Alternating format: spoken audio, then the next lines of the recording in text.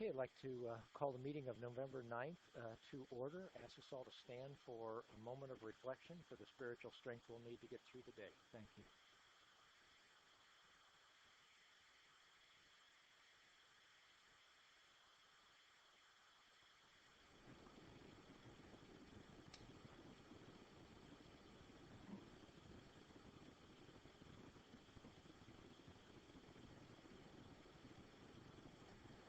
Supervisor Flynn, will you lead us in the Pledge of Allegiance?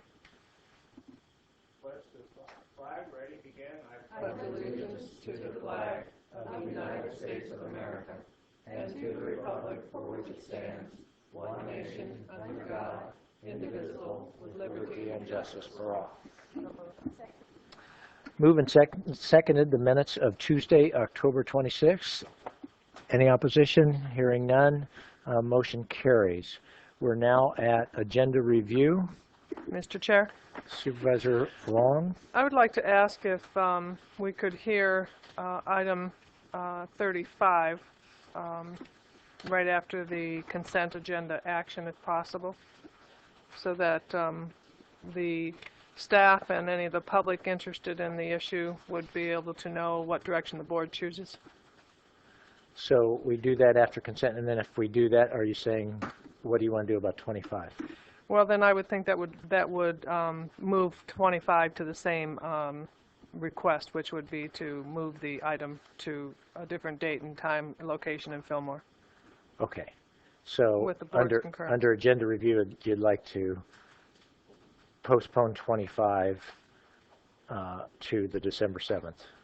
Yes, meeting. If that is the action, if the board agrees with 35. Right, when we get to 35. Okay. Correct. All right. Does everybody understand that motion? Right. All right, so we'll do 35 first, and that will include the motion to postpone item 10 if 35 is approved. Right. Okay. Item 25. Postpone item 25. Right. I'm sorry, the 10 o'clock item. Right. Got it. Good. Yes, Yeah. what I would like to do. About item 25. Right? I'm talking about hearing item 35 after the consent. So then if the board's direction and concurrence is to take the action I'm requesting, then that would naturally, I think, move item 25 to a joint discussion on the date and time set in 35. So it too would be either postponed or continued or whatever the board's wish would be with 25. Okay. They're one and the same. Let me ask, though, that when we do this and someone else puts an item on the agenda, such as I did, it'd be nice to receive a phone call because we receive a lot of calls, and I didn't know what you were doing about the issue. People wondered, is it going to be continued or not? So I couldn't tell. Until we discuss it and agree or not. No, but it'd be nice for you to call the originator of the item and simply say, this is what I thought. Okay. Anything else under agenda review? Supervisor Parks. I'd like to pull changed. item 15 till the next meeting. I received a letter and comments from Moore Park. They're still very concerned. Some of their issues appear to be valid, but I got it so late last night that I would like to continue this item until the 23rd or whatever our next meeting is, please. All right. Item 15, the Las Yajas All right. Dam. And also on the 130, just as a heads up, I have been contacted by the community group near the Egg City project and the developer. They are jointly asking for a 2-week delay because they've been meeting on a regular basis, and they believe that they've changed the maps and done a whole lot of things to address concerns of APAC and of the neighbors, and they are just not prepared for this afternoon in order to present a fair case for the neighborhood or the developer. So that request has to be at 1:30, but I'm just trying to give the board. Now, our county council has ruled that our time certain as we can during agenda review. Go ahead and make the decision right now. Okay. Well, that would be my request then. Okay, as long as the clerk is here to tell people at 1:30. Okay. That would be my request Good. because I got a call from both All right. interested parties, I think it's a good thing to do. It'll create an interesting gap for us because the 2:30 we can't move up. Yeah. But that's where we are. Sorry, Anything else better- under agenda review, Supervisor Better Parks? a bubble. Good project. I would also ask that when we bring back 15, that it be on the regular consent calendar, regular calendar instead of the consent calendar. It's okay. And then also I would like to pull 17 for discussion. For discussion. All right. So, thank you. What is 17?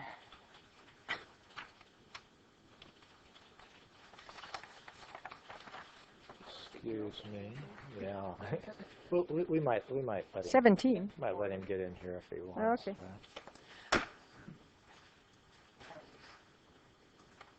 Okay. All right. Anything else under agenda review? Do you have anything? Yeah, I have two items, just to information. Item number 28 has a revised letter that has been distributed to you. And item number 36 is just a technical heading that should read Public Works Watershed Protection District, and it only reads Public Works in your agenda. Which item? I'm sorry. 36. Oh, thank you.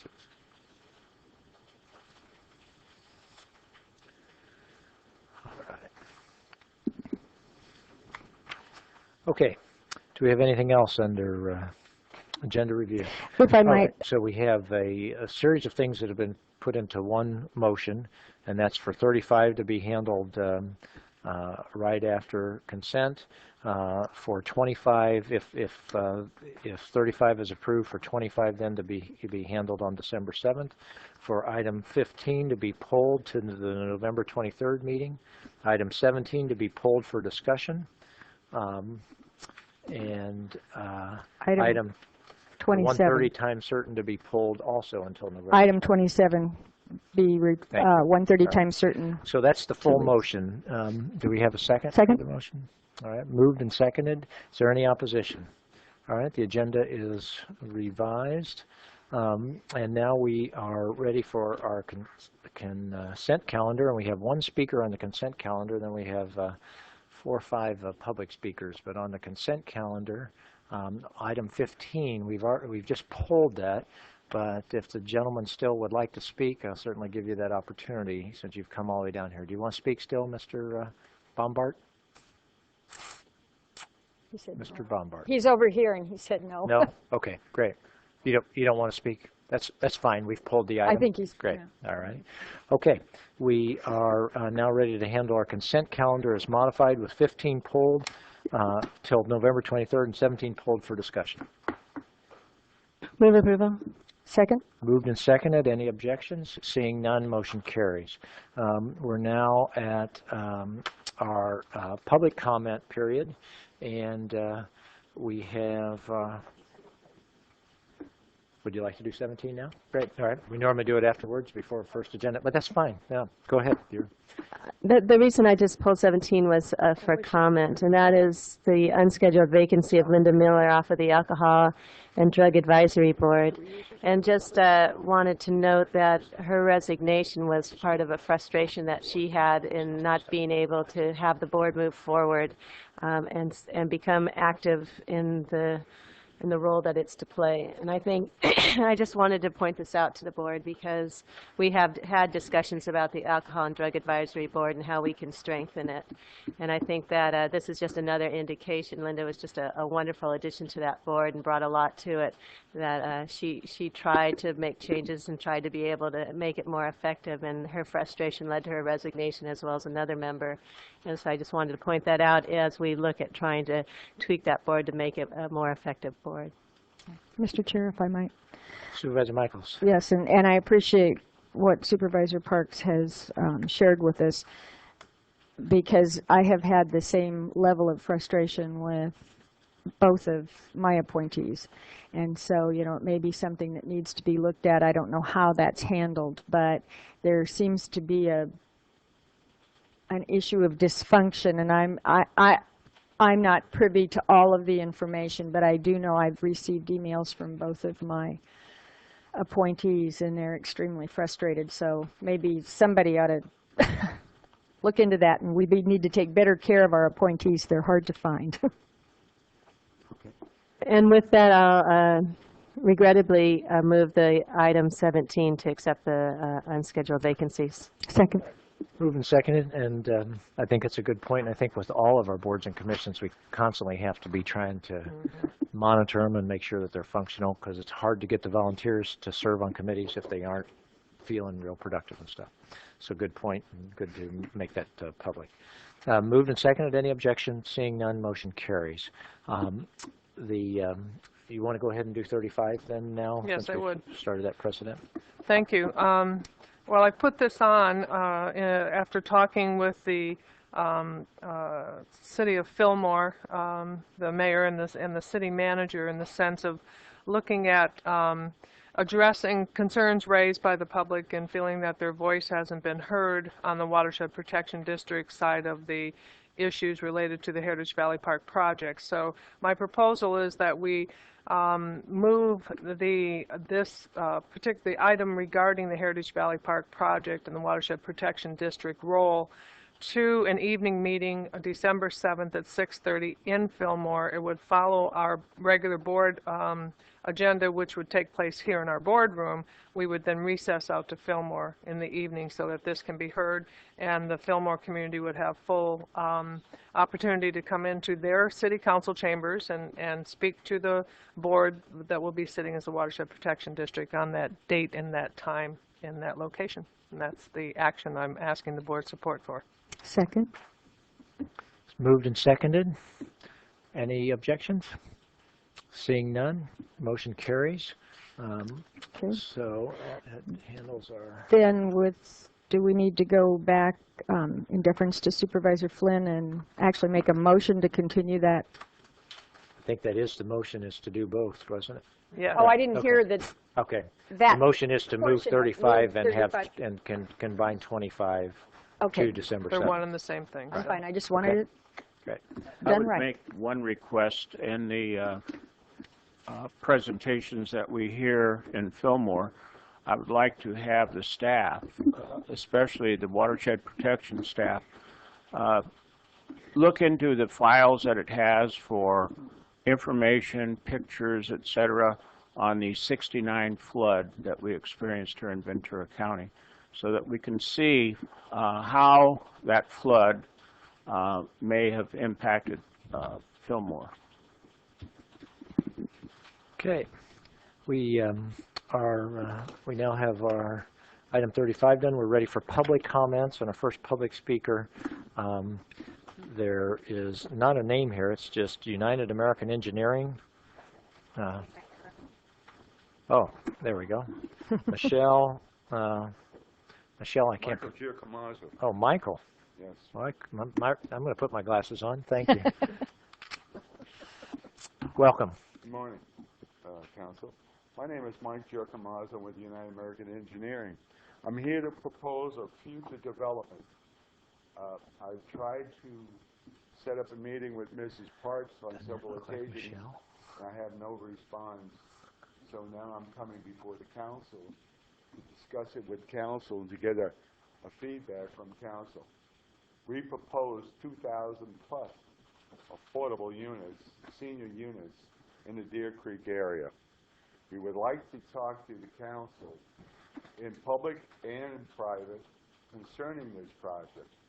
I spoke with Mr. Ed Masry, and he said the county, Ventura, would really be accepted to something like this for me to propose to the county. But I've been having no luck with Miss Linda Parks on several occasions to try to get her attention. I've tried to get to Mr. Bennett, and I can't get a response from him because he's been busy. But before the full council, now I'm asking council to meet with me to discuss this project. We're proposing 2,000 affordable units, senior units, a golf course, sewage treatment plant, and a bridge over PCH so the seniors could have access to the beach. That's the reason why I'm here today. We're putting a golf course in. We propose for the county to get half of all the profits from the golf course. It's not going to be like a public golf course, but it's going to be a private golf course.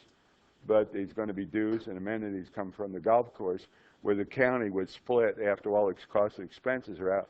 We would give that. to the county. So that's what I'm here to propose today, to see how the county would respond for us to doing 2,000 affordable housing units for the seniors. I was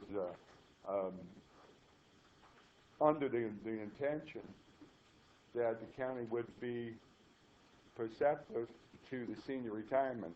Actually, it's not retirement, it's senior housing in the county of Ventura. So I would like some kind of audience with the council members, with Ms. Parks, who is in my district, who seems that she doesn't want to talk to me. I've never met the lady, and I'd like to meet each one of you individually and talk to you and explain to you how we propose to put this together. Mr. Ed Masry said that the county, like I said, would be favorable to it, but I can't get anybody to hear me, and that's why I'm here. Just so you don't feel frustrated, why don't you call each of the offices and... Oh, I called Ms. Parks about 7 or 8 times. I understand that, sir, but we're not here for that purpose. Just if you would call each of the rest of the offices, if you're requesting an audience, I'm sure that you will get one from someone here on the board. And, you know, you don't want to be frustrated, and I understand that. So, you know, I'd be happy to meet with you. Maybe one of the others would. But to say that we would be in favor of it was kind of overstepping Mr. Masry's bounds. But I would be happy to meet with you and see what you've got. Mr. Bennett, how would you say? I would like to meet with you personally, too. Would you be receptive to a meeting?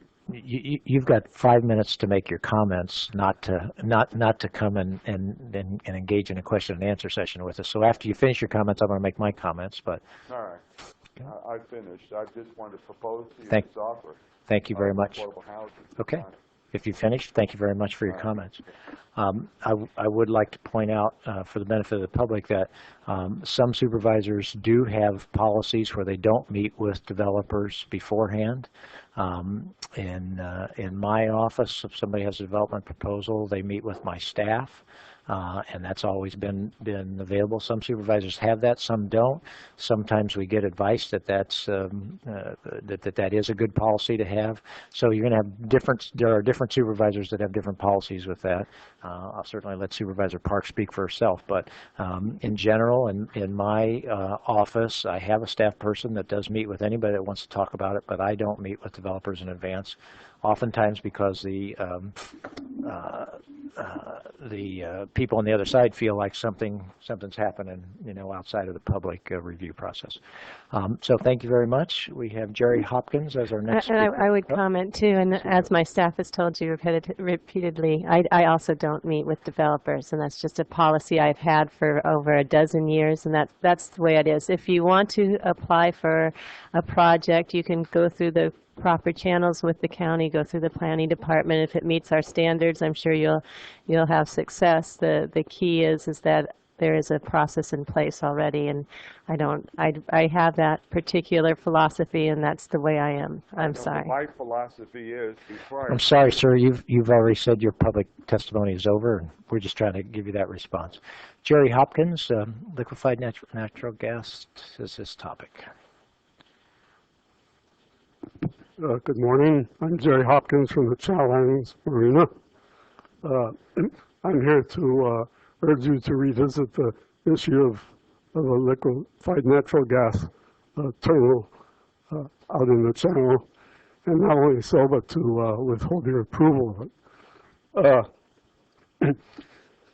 In the election, we heard quite a lot about the issue of terrorism, and I'm quite sure that that was in part what contributed to the victory of President Bush.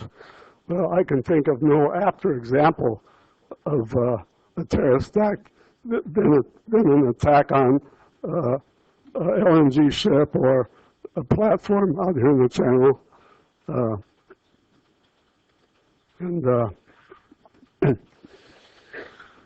You recently, the board recently, for the second time, voted against having the boating and instruction center on the east side because of the wind pattern. Well, if if you're concerned about that the west wind might blow a student sailor up against the rocks of the harbor, how can you at the same time be totally, how can you totally ignore the possibility of the same west wind blowing a huge, deadly vapor cloud, which could take out a part of Oxnard at the worst, but not illogical possibility. There's no way, no logical way that you can ignore that. So again, I urge you to revisit the issue of LNG and to withhold your approval. Thank you. Thank you very much, Mr. Hopkins. Carol Dean Williams.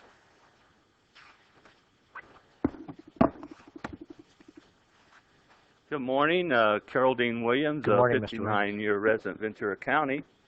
I want to thank Mr. Johnson for his gracious accommodations and publicly let him know that. And ¿Cómo está, Supervisors Flynn? Let me just ask you a question. I've been listening to you for 10 years. Every time you speak, you said that you've been a citizen of Ventura County for 59 years. How old are you really? 62. It still doesn't work out mathematically. Go ahead. Well, I want to address your doubts this morning. I had an experience Saturday that addressed my doubts, and so I wanted to share. And this deals with our farmers market that we have on Saturdays and Wednesdays. Beyond doubts, Shawnee, oh Shawnee, my lady of sprouts, there I stood standing with all of my doubts, my mind a bustle upon Brussels sprouts, as she tasted me beyond all my doubts. My taste buds made my tongue yell out, Shawnee, oh Shawnee, give me more of your sprouts. My mind went round like Brussels sprouts, as she sampled me out of my doubts. My taste buds played as my teeth did their crunch. I am now hooked on sprouts, buying them by the bunch. My mind now at ease, and my taste buds, oh please. My poetry has come full circle, as sprouts feel my need. Shawnee, oh Shawnee, my lady of sprouts, today I tasted such flavor that before I knew not about.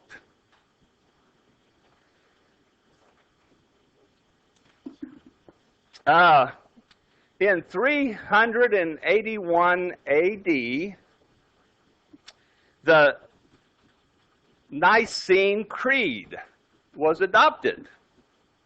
Think about that. 381 AD.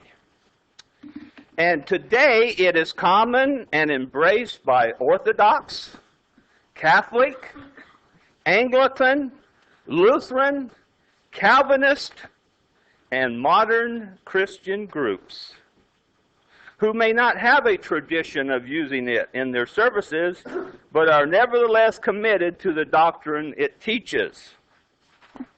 We believe in one God, the Father, the Almighty, maker of heaven and earth, of all that is seen and unseen. We look for the resurrection of the dead and the life of the world to come.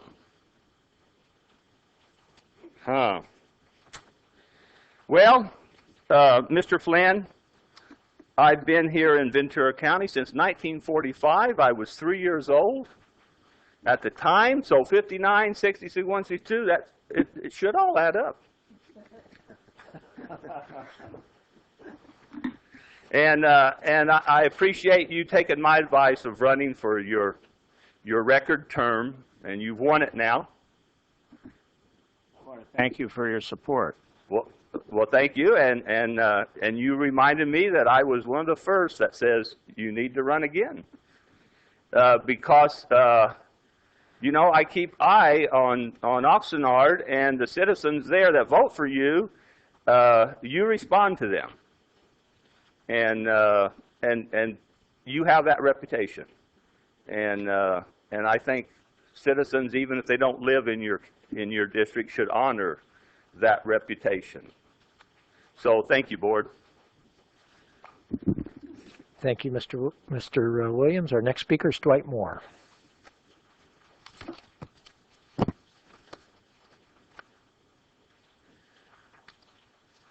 Good morning, Mr. Moore. Morning. Thank you for the opportunity to speak. 28 months ago, I brought to you the issue of whether or not the floodway of the Santa Clara River at Fillmore should be moved hundreds of feet so that more homes could be built in the floodplain. You didn't act. I could assume it was out of deference to the supervisor in whose district the development was to be built, or maybe you didn't act out of expectation that the Watershed Protection District, flood control at that time, would provide an honest and impartial evaluation of the feasibility and appropriateness of the project. How wrong you were. Now that Supervisor Flynn's request for a review has been continued for yet a third time, I can sense that you hope that this issue will just go away. Or maybe the feeling is that it's Kathy's problem. In that, you're wrong. It's the board's problem, and the board needs to take action.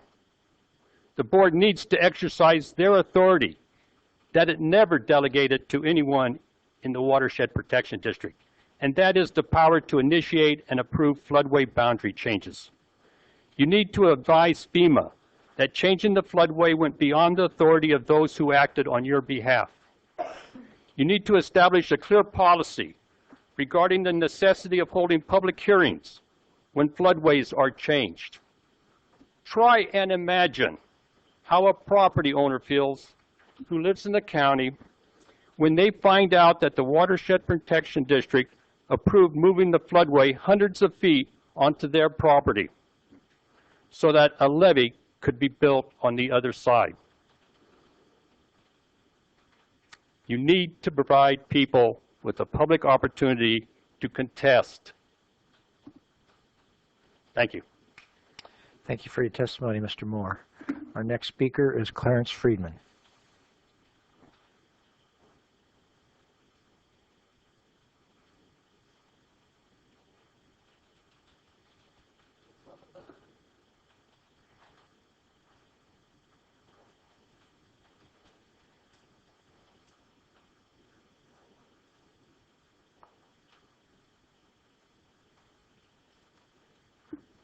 Good morning, Board of Supervisors. My name is Clarence Freeman. Good morning, Mr. Friedman.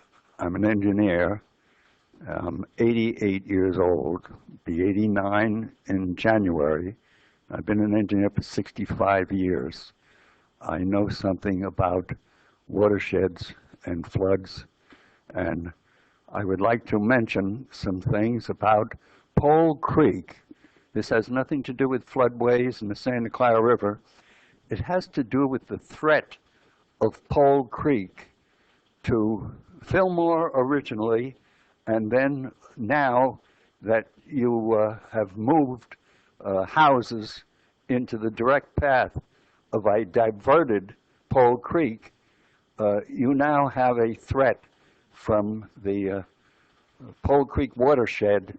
And I have here a storyboard, more or less the kind of thing that Disney would make before he makes a animated cartoon.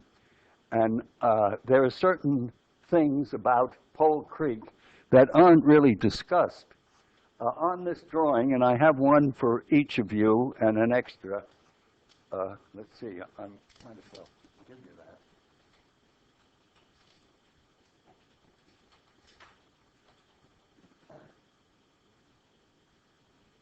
on this drawing, you'll see that there is a profile of Pole Creek going from the furthest point in its drainage area.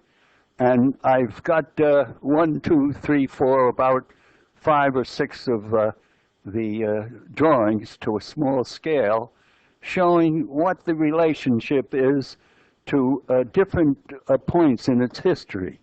At one time, Pole Creek went right through Fillmore, and it was part of the alluvial fan on which Fillmore sits.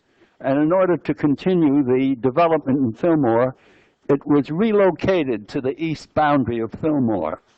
And now, because it's out of the way of Fillmore and it enabled Fillmore to be developed, you're moving part of Fillmore into the path of Pole Creek.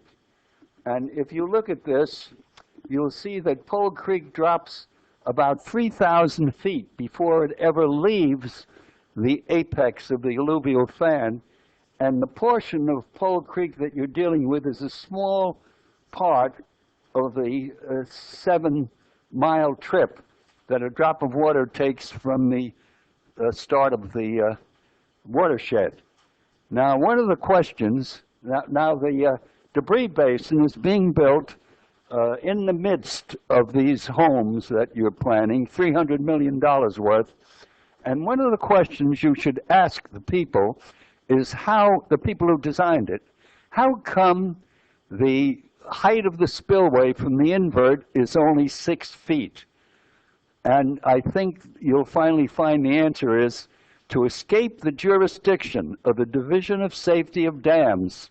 They have modified and dictated the design of this basin. Now, the Division of Safety of Dams was established after people died in the St. Francis Dam failure. And they want to escape the protection that the public is given when they build a dam in the midst, a dam and reservoir in the midst of this residential development. And I also have on this storyboard the warnings of Carl Wolf. I have an error in the text. Carl Wolf, who was in water resource development in the Santa Clara River, warned about the 1938 flood. And at the time when they were trying to get a permit for El Dorado Mobile Home Park, and he warned, it wasn't 1938 as I've written on there, he just warned about the 1938 flood. And his first attempt against the permit that they were trying to get from the Ventura County Planning Commission, they turned it down.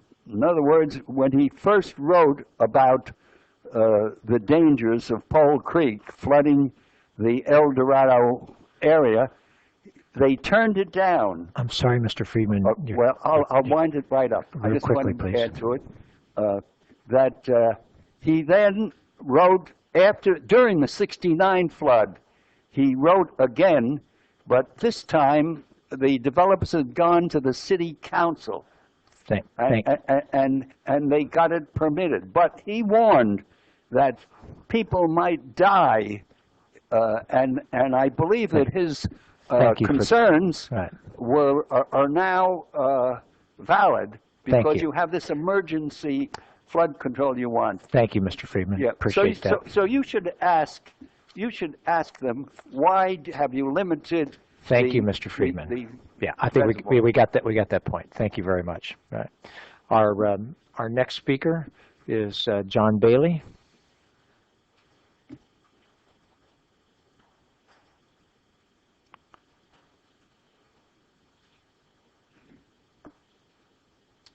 Thank you, Mr. President, Chair, staff. I'll take the. It's John I'll O. take the Bailey, by the way. presidency, yeah. It's other other, because the other one was on the ballot. I think he won, I hope. But anyway, I have never met him. We both active in the chamber and all the things that are good in this county, but I've never met him. He's John T. I'm not necessarily his cousin because he's a retired legitimate pharmacist, as you may know. And that doesn't mean I'm illegitimate, but anyway. I'm here because I had a phone call conversation yesterday about something that would link this community, I think, our communities. It's a county of historic communities to each other in a very unique way. And I've been looking for it through the various contracts I've had with this thing we call Channel Islands University. It didn't catch my proposal, which was official community recognition, OCR. The basis is to save Camarillo Regional Park. It's 368 acres of unspoiled ocean space in Oxnard Plains. Has anybody gotten one of these? I just happened to pick one up last month, and I was amazed. I said, here is a neighbor contiguous to the most famous historic site in this county. Used to be called the State Hospital. Now it's the official, prior to the county university. They would also like to link to communities, and we almost did it with a contest which was sponsored by the Sunset Magazine. We came in number 12. My architects, my landscape architects, my engineers, all here in the valley. We weren't going to import more architects and engineers. However, we came in number 12. I found out why, but that's another issue. My point is, this is so easy to save. All you have to do, not official recognition, not a thank you letter, signed by you all, would be a proclamation that this is a regional county park called Camarillo Regional Park. That's the way it was originally named. That's the way it should stay. Now, how you develop it is another issue, but it should be developed within the great talents we have in this county. Not what's happening so much in my specific community. They're sending the largest contracts of profession out of the county. They recently bid on one of my contracts that I designed. I'm an inventor, designer. And none of the people on the bid list, they sent me an abstract of bids, were qualified. Never done any of this work before. And the low bidder was going to have all his work done in San Luis Obispo. Now, if we're going to link and stop whining, that we're broke, we have more money in these communities. If you don't think 3 times the house value that it was 3 years ago is in equities, it's totally incredible. But they're spending it in Los Angeles County. They're spending it in Santa Barbara County. And I'm thinking that, hey, one of the reasons is to get our people to stay. You go down to some of the places that are very public, like the university on a Sunday, and there's nobody there. You go down to our market, farmer's market, and there's nobody there on a Sunday. If we could use the assets that are already built in and form partnerships with nonprofits, with social. My OCR program involves bringing in all the communities, Oxnard, who's contiguous, Port Hueneme, Thousand Oaks, and Camarillo, into Camarillo Park initially, and bringing the rest of the 10 incorporated cities into it, plus all the 13 plus unincorporated areas and points of view. You couldn't keep people away. And what do people bring? Well, they bring their children, their hunger, and all this. They spend money. More money is spent in historical places that work, like the Scounso Gardens, the farmers markets, the 3rd Street Mall, than will ever go to some of these things that, or they try but don't work. It's kind of like, hey, it's already there. What I would like to see is, if this isn't a proclamation, I would like to see it a fully agendized item with, the RFCs, whatever. Thank you very much. Thank you very much for your testimony. Mr. Chair, if I might. Mr. Yes. Bailey, if you have an opportunity and want to step up to my office on the 4th floor, you could speak with Joyce Taylor, and she can give you an update on the park and certainly hear what you have to say. Appreciate your comments. Thank you. Our next speaker, I'm used to seeing a card from Lou Matthews. This looks like Lee Matthews. Oh, it is Lou Matthews. All right, great. The eyes have gotten worse in my year here, Lou. Good Welcome. morning, members of the board, Mr. Johnson and others. I came this morning for a couple of reasons. One, to Congratulations on. here. By the way, congratulations on Prop 63. Right. Yes. Yeah, I came for one reason, and Jim would have been with me, but we had an emergency and he had to stay home. But I want to congratulate you, John, for another 4 years. I think we'll all benefit from having you on the board in these really challenging times, and I know how you work to solve problems. And for that, I'm very grateful to you. And I also came to publicly rejoice in the passage of Prop 66, but also to sound 63. I mean, oh yeah, 63, thank you. Great. Yeah, that was too bad that didn't pass. We didn't have help with that. But I also wanted to sound a cautionary note that that money can flow away like water. And so I hope that you, all the board members, will stay involved in this process of using the money and make certain that we really develop a system that is responsive and good. And we have a lot of models. For example, the PACT model. I think we had a few years ago Debbie Allness that came out and talked to the board. You might remember it, John, and you, Kathy. Others would not, and you. Yeah, you would. And that's a model that has been in existence for 20 years, more than 20 years. It's successful. It's not for everybody, but it keeps people, it's out in the community, and that's what we need. It doesn't shut down at 5 o'clock and on weekends. And it helps people who are marginal. It keeps them out of the acute system. We need to look at that. And I hope eventually that we can have a crisis team again. And that's really all I came to say. Congratulations, and this cautionary note that we want to use this money for the best possible purpose.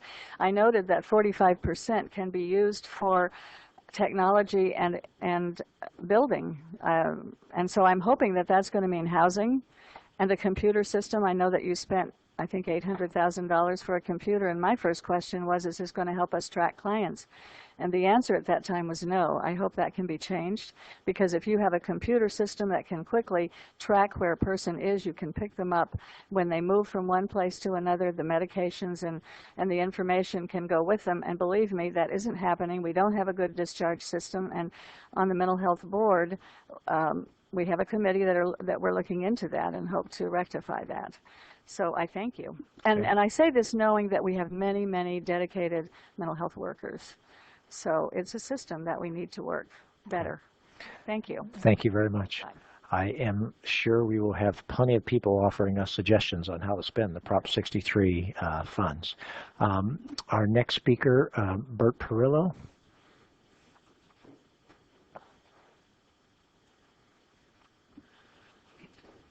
Good morning, Mr. Perillo. Good morning, Mr. Bennett. My name is Bert Perillo. I'm a resident in the city of Oxnard. I would like to, as the item was on the agenda for the Fillmore Heritage Park facility, and it's been changed again, I wish to take this opportunity to speak because I'm sure that some people will not be continually able to come to the meetings when they're postponed at the last minute. Number one, I'd like to congratulate Mr. Flynn on his re-election. He is, I believe, in my opinion, he has served the community well. He serves his city well. And I think he's a model for a lot of people when it comes to getting involved in health, safety, and welfare issues of individuals in his district and outside of his district.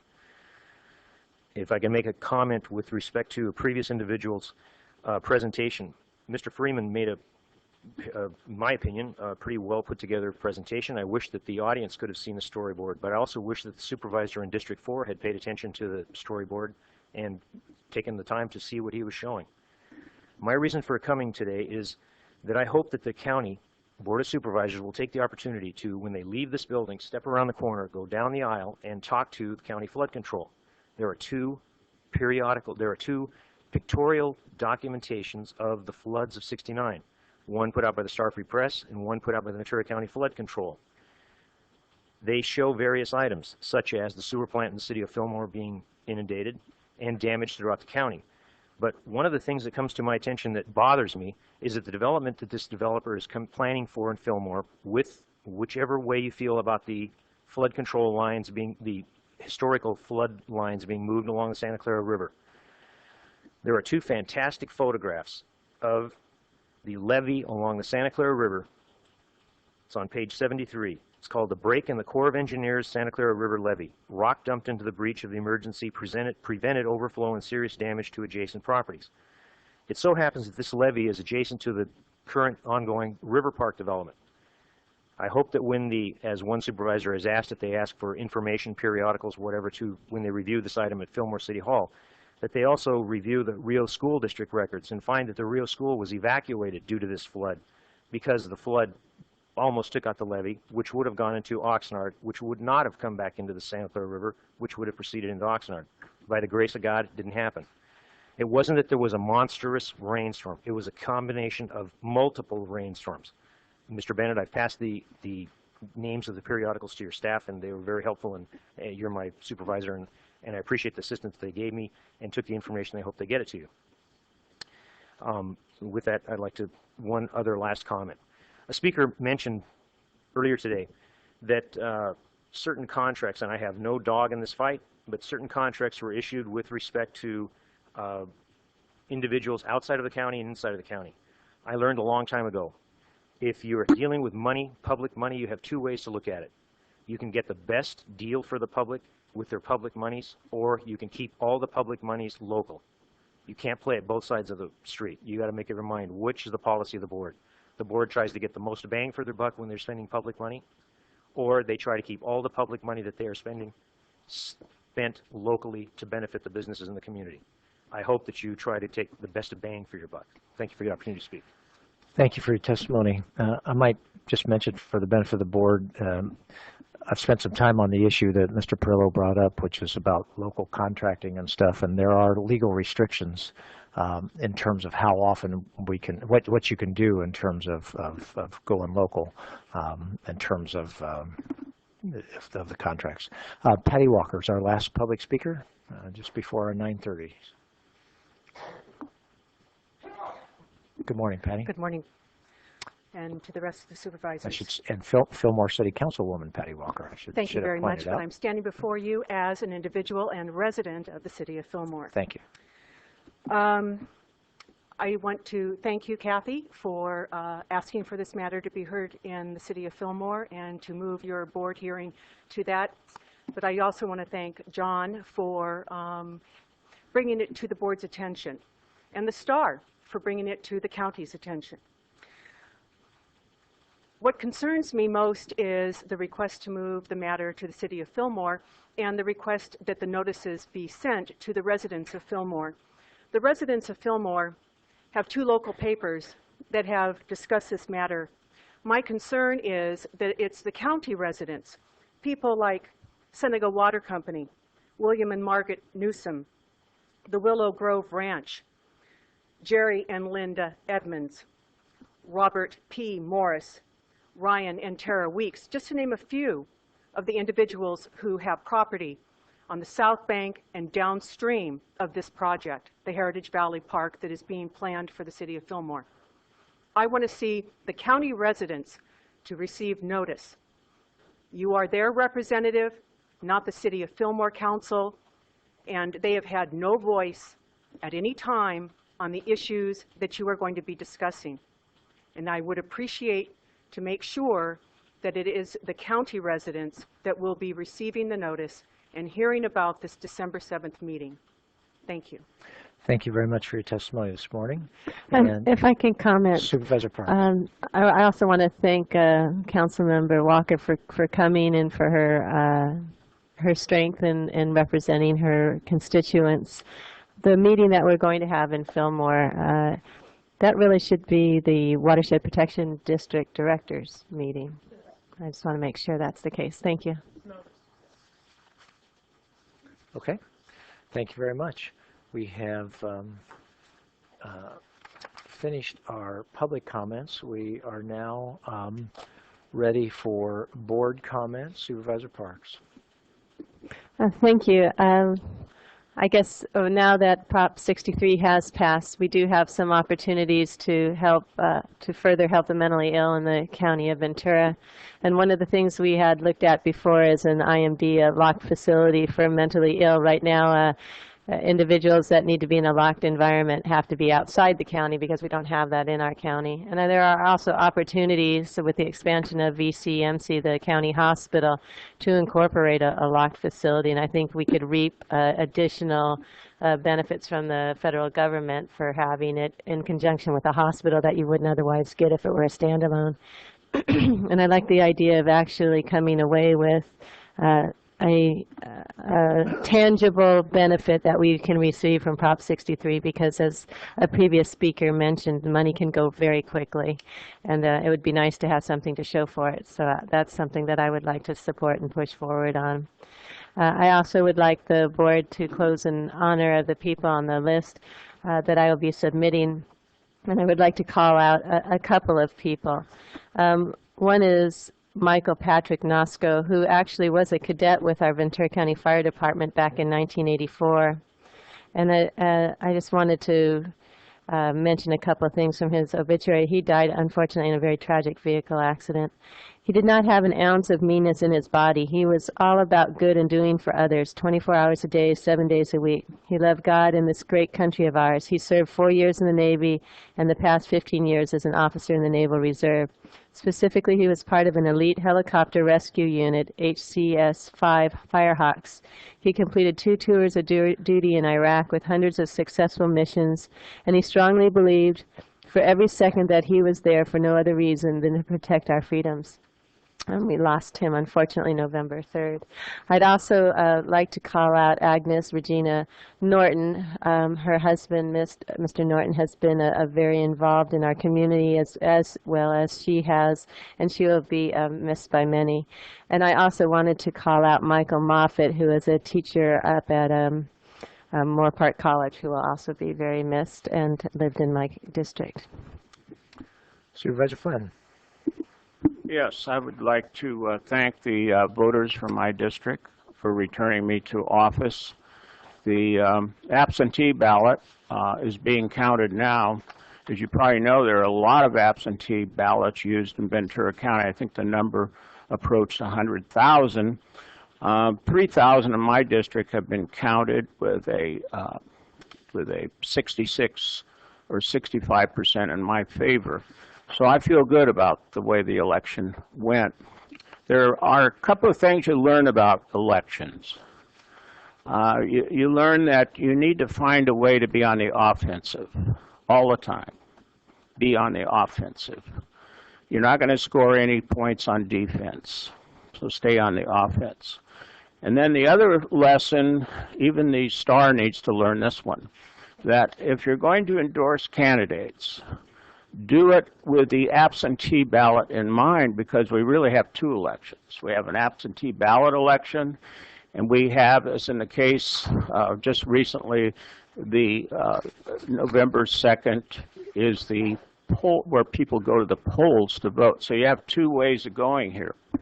And the absentee ballot is getting much more and more popular with all people, or many more are used at this time than ever before. So I'm very happy. I thank those of you that commented this morning. I think on Proposition 63, the one that Lou Matthews spoke of, I think when that money begins to come, or even before it comes, we need to work together to give that money all the due diligence that we possibly can to make sure that we're going to get every bang for the dollar. Because I think in some cases we haven't done that, and this will be a time to start that. And with the board actively involved, and with the mental health board actively involved, and with the staff actively involved, so we can create something that we all buy into. I would like to ask the board to adjourn in memory of the people I've placed on a list, and I have an email from Linda Schulman on behalf of the HCA family. We regret to inform you that James Van Duzer passed away yesterday He most recently served the agency as a Chief Operating Officer of the Behavioral Health Department. So if we can adjourn in his memory also. Thank you. Thank you. Supervisor Long. Yes, thank you. First, I'd like to just speak a little bit to the moving this item to the Fillmore community. I think that along the way, and I hope that the evening when we have the opportunity to hear from both the public and from the Watershed Protection District technical experts, that I fully expect that we will hear that they certainly have performed their job to the highest caliber of the expertise. But I certainly also welcome the public's review and comments on that, and I know that there are issues that should be fully addressed. And I think by doing this in Fillmore, it does give the opportunity in an evening time slot to be able to invite the public in to make sure that they, again, can hear what the district has done in relationship to the project, the proposal, the city of Fillmore, the leadership in Fillmore, and also make sure their questions are answered. So I think it'll, and I would hope that the board, we've done this in the past, and I would hope that we'll look ahead in the future for opportunities to hold our meetings out in Fillmore, whether it be a meeting of the board or of the Watershed Protection District or whatever other hat we wear legally. That we take an opportunity to go out to the community and hold meetings, particularly in the evening. I too know that Prop 63 was important to our mental health community and our mental health advocates, very important. And we do have a wonderful opportunity now, I believe, to look at bringing our loved ones home to this county and using those funds. I would hope to do that in whatever capacity or role we can, whether it's in additional housing, whether it's in a locked facility. But we're going to have to always be cautious of the use of funds. Somewhat it is a one-time because it has a sunset to it, the measure does. And so we will all be challenged to be both use the monies efficiently but be cautious in how we use them, and that they certainly go to meet the greatest need. And I would like to also ask that the board adjourn in memory of 3 folks I have here on this list, and to also let you know that next week I will be out of the county at a CSAC conference all week, for the record. Thank you. Supervisor Michaels. Yes, thank you. I have no other comments this morning except to ask the board to adjourn in memory of the people on this list. I would like to call out one in particular, Zena Ann Coons, the mother of Ron Coons, our Public Works Director. She was very active in her church and the community. They've lived in Simi Valley since 1976.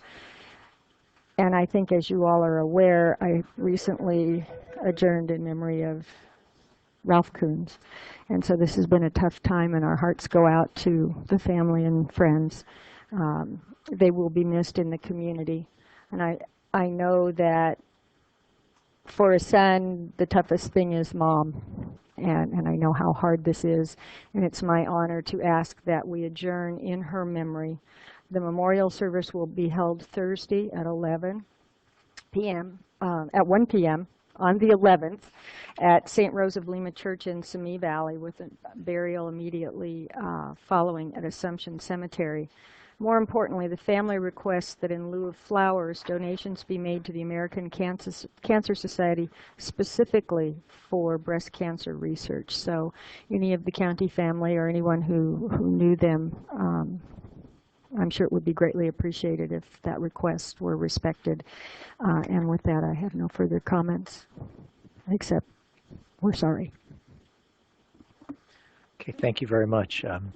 I think we're all very pleased with the passage of Prop 63, and as I mentioned, I think we'll have lots of suggestions for uses for those funds, and we will have to be diligent and careful to make sure we maximize the bang for our buck with that.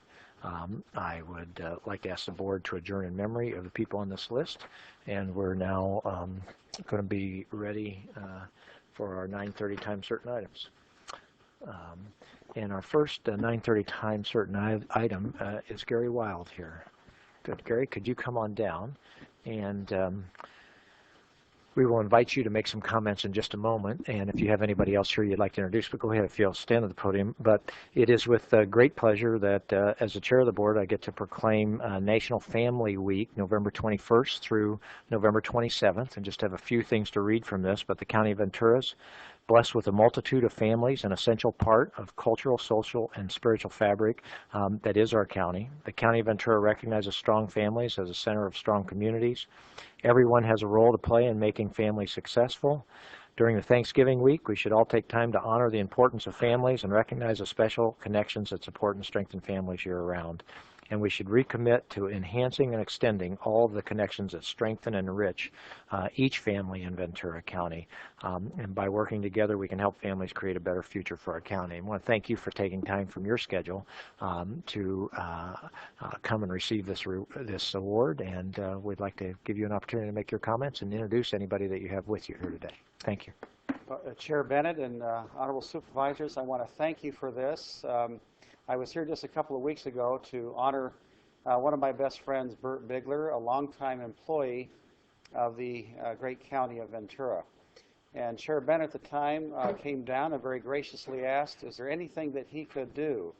And Bert Bigler was mindful of this Family Week on the East Coast. It has been designated in parts of the eastern United States for some years, starting in Washington, D.C., and it's kind of making a Western movement, and he was working before his passing on perhaps approaching the County Board of Supervisors in designating this Thanksgiving week coming up as Family Week, a time for family and friends to get together and enjoy their associations and have family reunions. So it's such a pleasure, a little presumptuous on my part to accept this, but I guess I stand in proxy for all of us, every one of us in our wonderful community, and thank you so much for designating this week as Family Week. Thank you for all you do. We support you 100%. There's a number of people here that knew Bert very well, and there are probably too many to call down, but we thank you for designating this week. Thank you, Chair.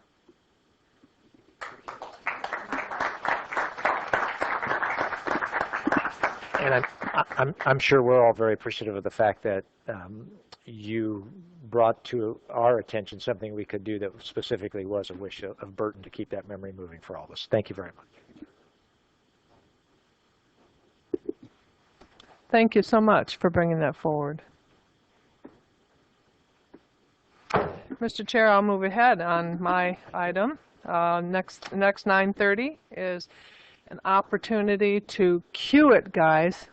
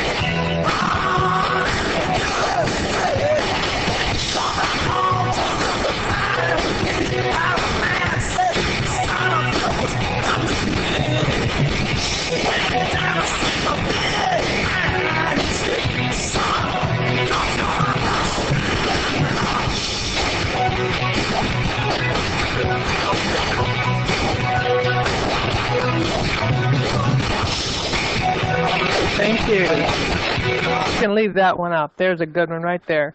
Thank you. It is my pleasure to have in our boardroom today to honor from our Summer Olympics of Athens 2004, one of our very own homegrown. And someone, when you speak of family and celebrating family, just in the last resolution, this is really a young woman who spoke yesterday at CSU-CI Channel Islands in the welcome home to the USA team about family. She talked about her mother, who is with her today, Kathy Karen Mendoza. Thank you, I was looking for the name.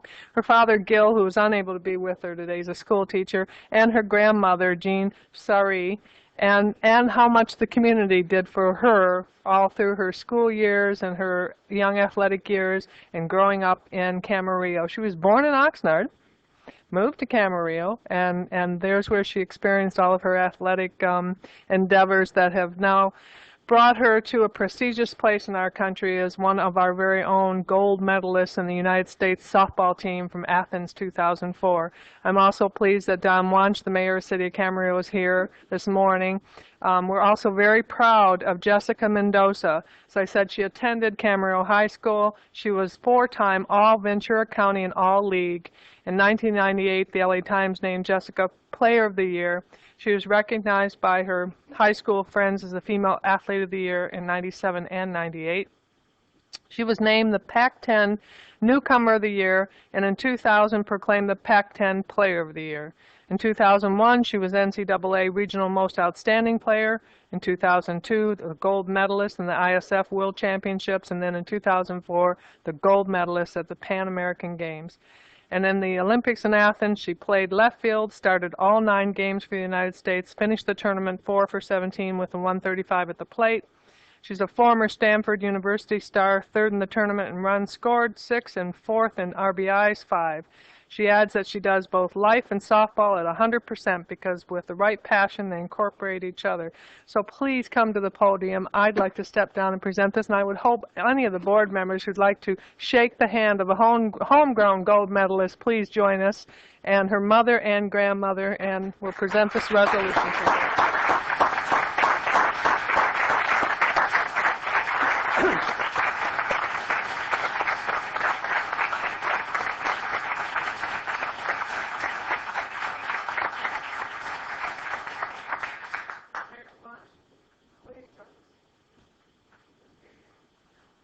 So good to see you. Thank you.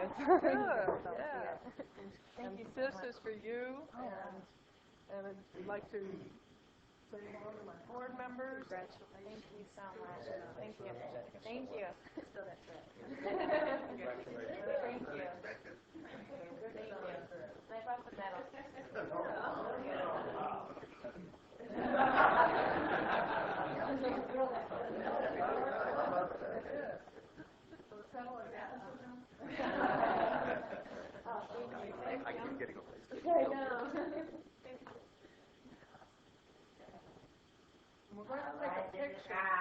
We're going to take a picture, and then if you'd like to just say a few words about your picture. Never mind putting it on. Turn around here, and Martine, you've got a name, the mom's got the video. But you're taking lots of those, aren't you?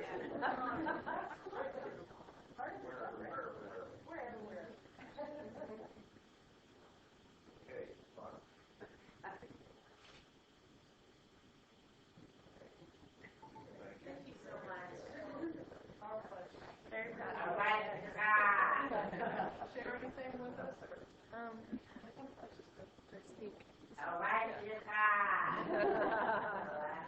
I just want to thank the County of Ventura and obviously being born and raised here. I have such hometown pride, and like I was saying yesterday,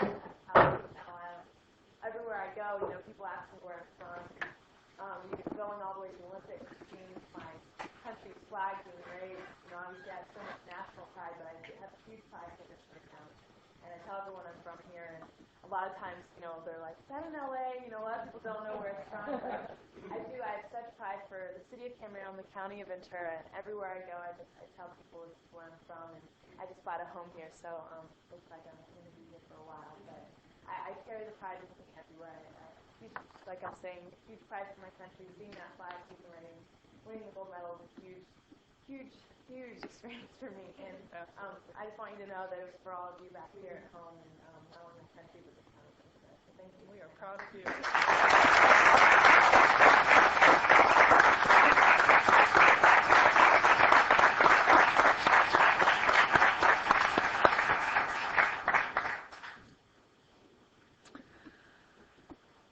And that just wasn't any old gold medal. They won that one so solidly. I don't think anybody's dominated as much as our women's softball team did in a particular sport. Girls rule. We're at item 22, which is to commence a public hearing regarding the adoption of the 2004-2005 Memorandum of Agreement with the County Sheriff's Correctional Association. Good morning, Mr. Nicole. Good morning, Mr. Bennett. Chairman of the board, members, what you have before you is the first reading of the Memorandum of Agreement with the Correctional Officers Association.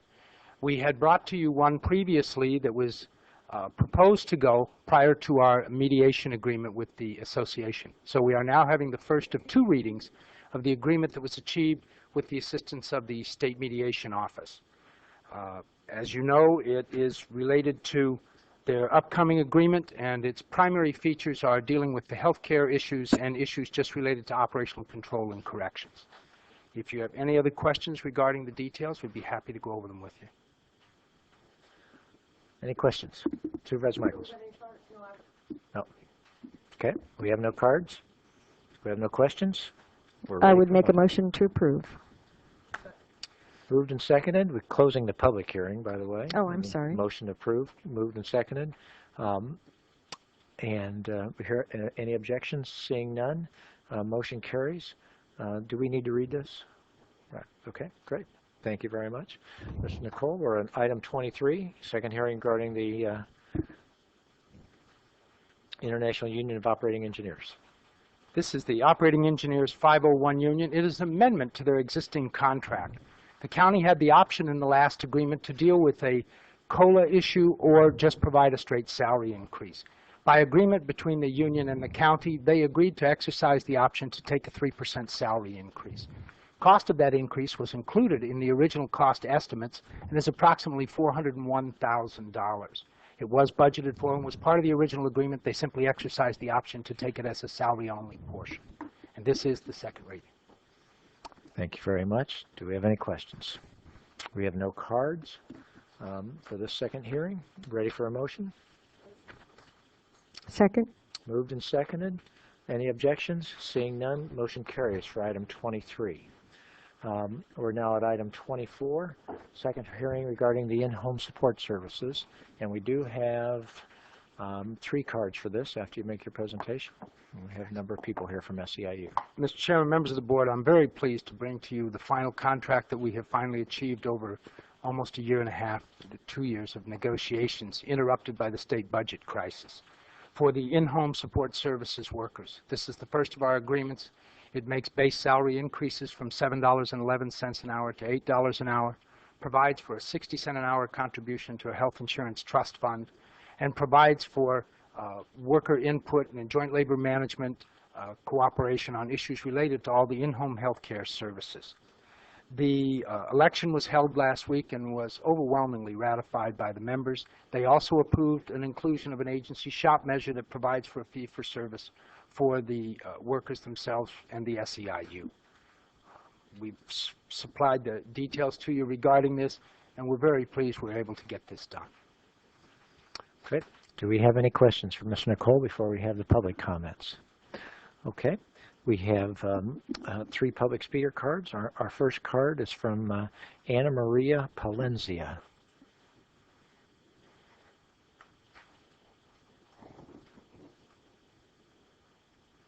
Good morning, Anna Maria.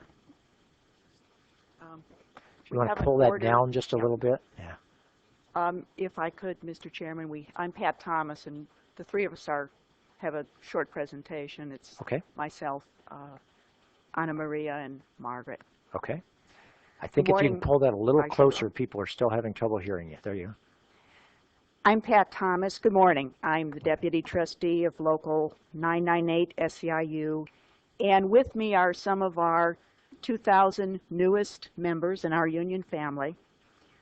They are home care workers and their clients, and they're the people who work long and hard caring for nearly 3,000 of our county's elderly and disabled citizens.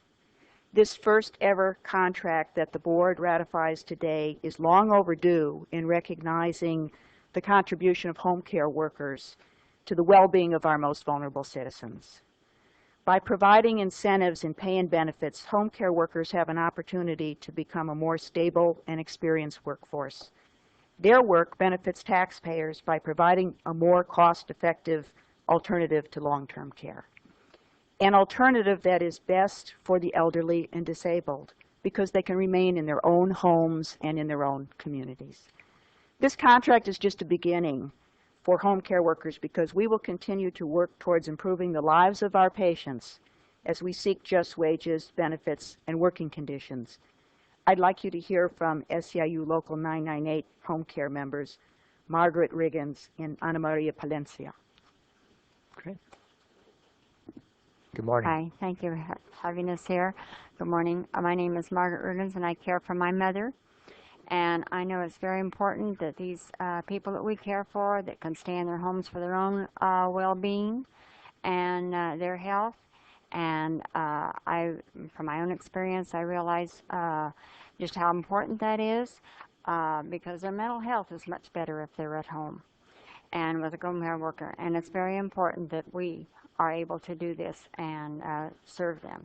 And it's just really just very important, and I thank you for your time. Thank you for your comments. Buenos días. Buenos Mi días. nombre es Ana María Palencia Reyes. Good morning, my name is Ana María Valencia Reyes. Les estamos muy agradecidos por lo que han hecho por nosotros, más por los chicos. We are very grateful for what you have done for us and for our little ones. Y para nosotros es muy importante porque ellos van a tener una luz, no van a estar más en la oscuridad. For us, this is very important because for them, they will no longer be in the darkness. They will have light.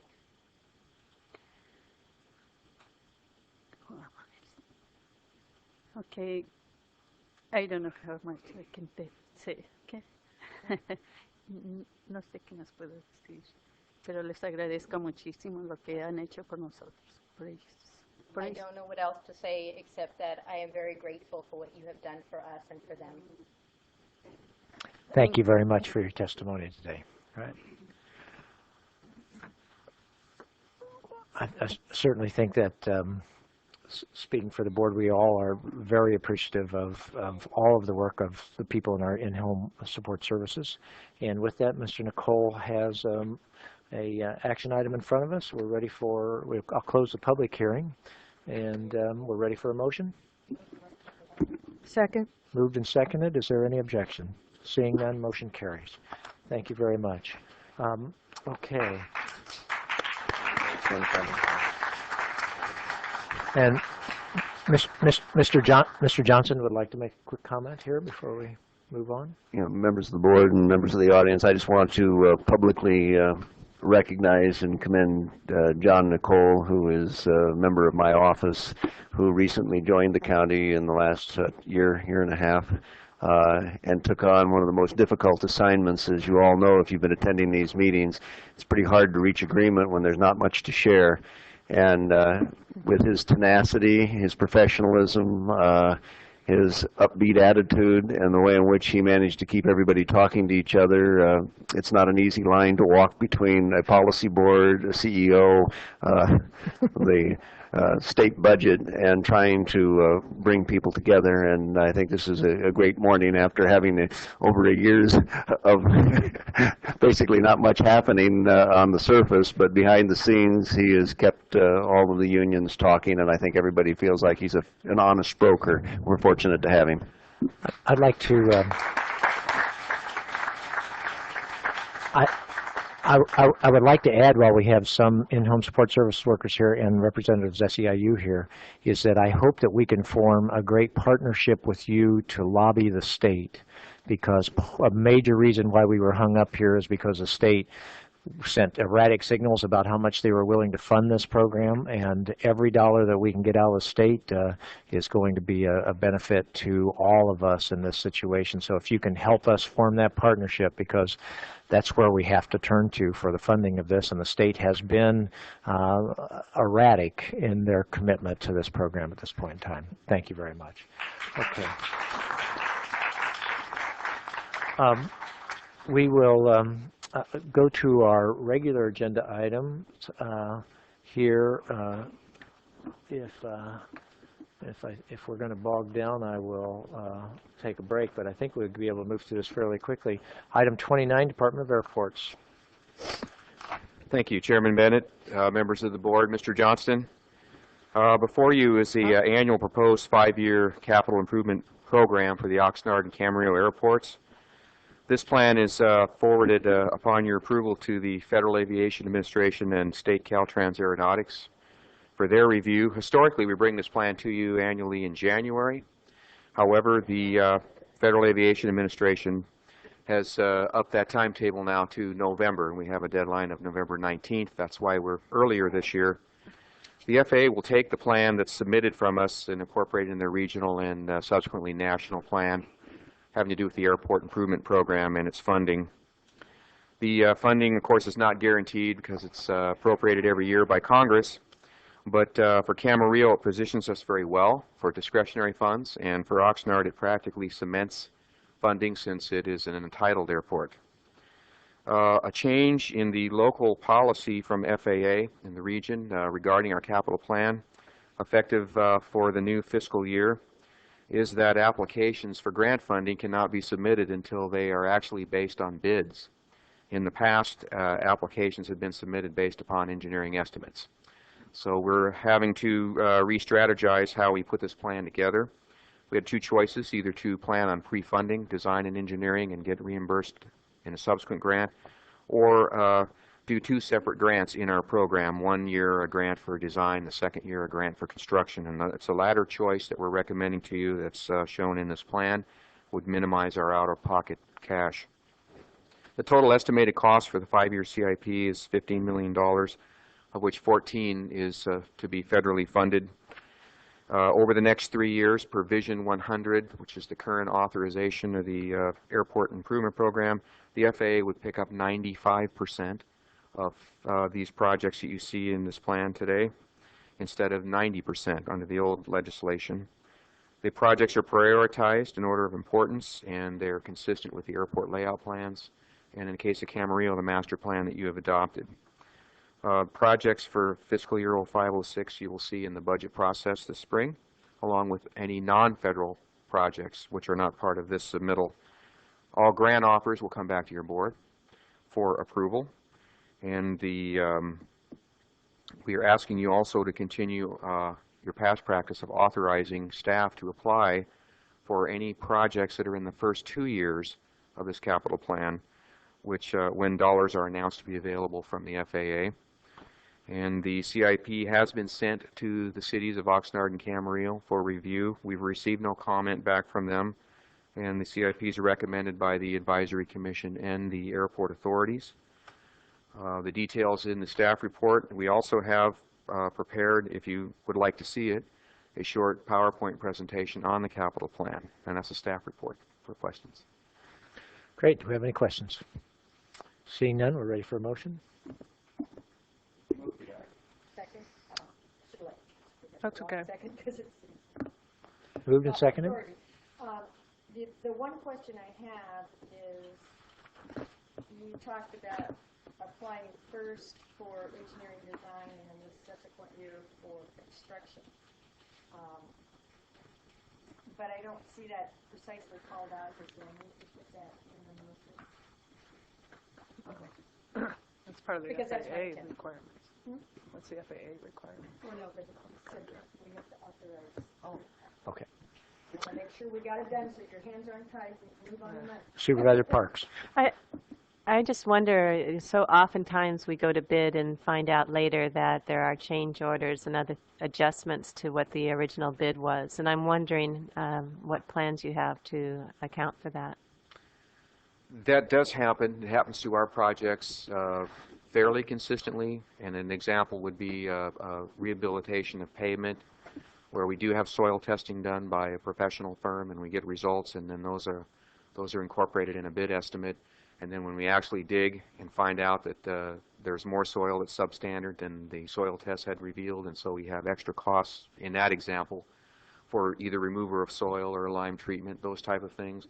There's also a few things that do come up in our projects that are discretionary that would result in change orders.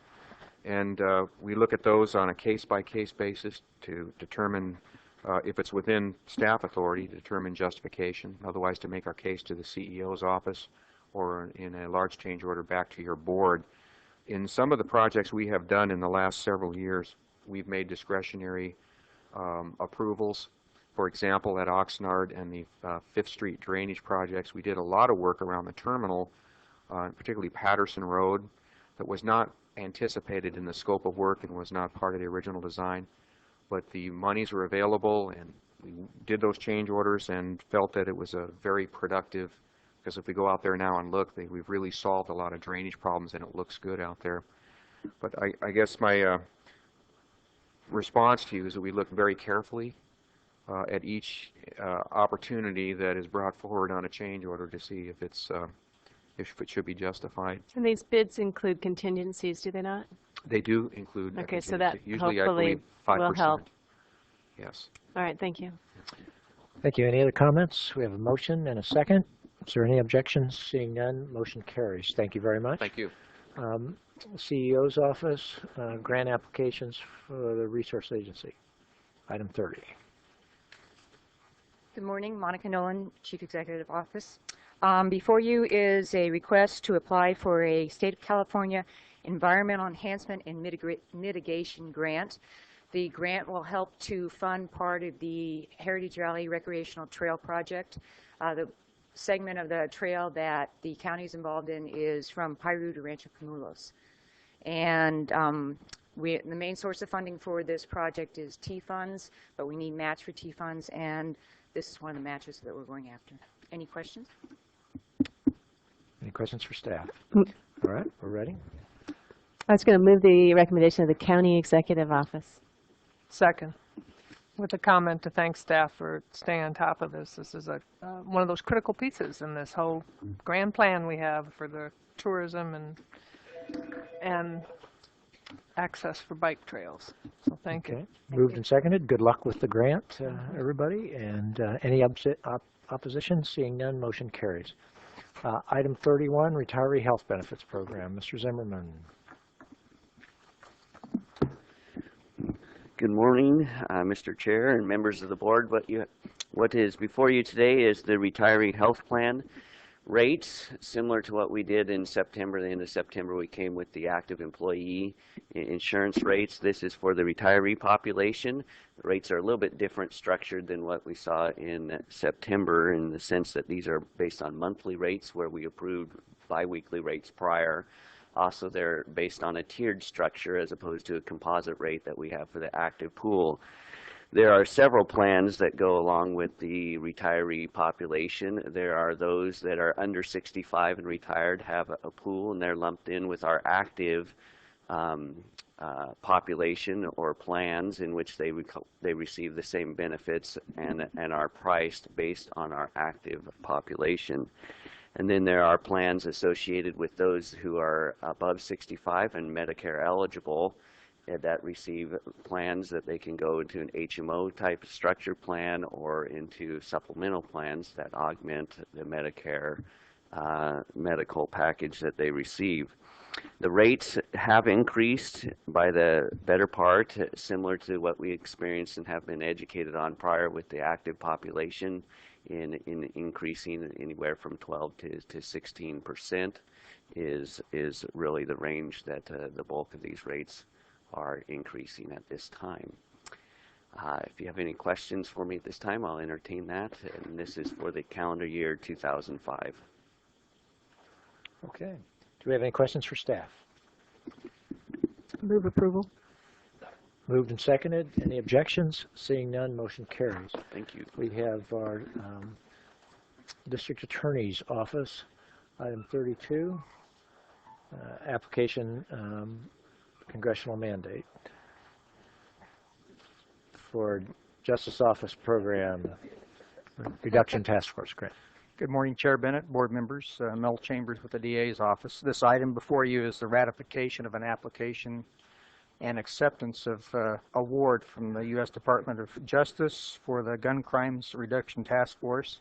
It covers the current fiscal year, and the program is for $296,843, and it funds a prosecutor and an investigator position within the office to investigate and prosecute people purchasing guns that shouldn't be purchasing them, felons or other people that are excluded from owning firearms. Is there any questions that I could answer? Do you have any questions, Supervisor Parks? Just move approval. Moved and seconded. Any objections? Seeing none, motion carries. Item 33. This is a ratification and acceptance of a small award from the State Consumer Protection Prosecution Trust Fund for $950. The funds will be used to cover training for staff to attend a consumer mediation small claims seminar. And just, it's to, that you would move the recommended action. Move approval. Moved and seconded. Any objections? Supervisor Michael. No, I don't object, but again, I would like to reiterate that the process is to bring the application to the board and then bring back for approval of acceptance of the grant. This is two on the same agenda, and there was no explanation as to why, what the urgency was that the application was sent in without board approval. And, you know, we've got to get the process down so that we're not put in this position. Now, maybe I missed something. If I did, I apologize. But I've stated more than once that I'm not comfortable with ratifying.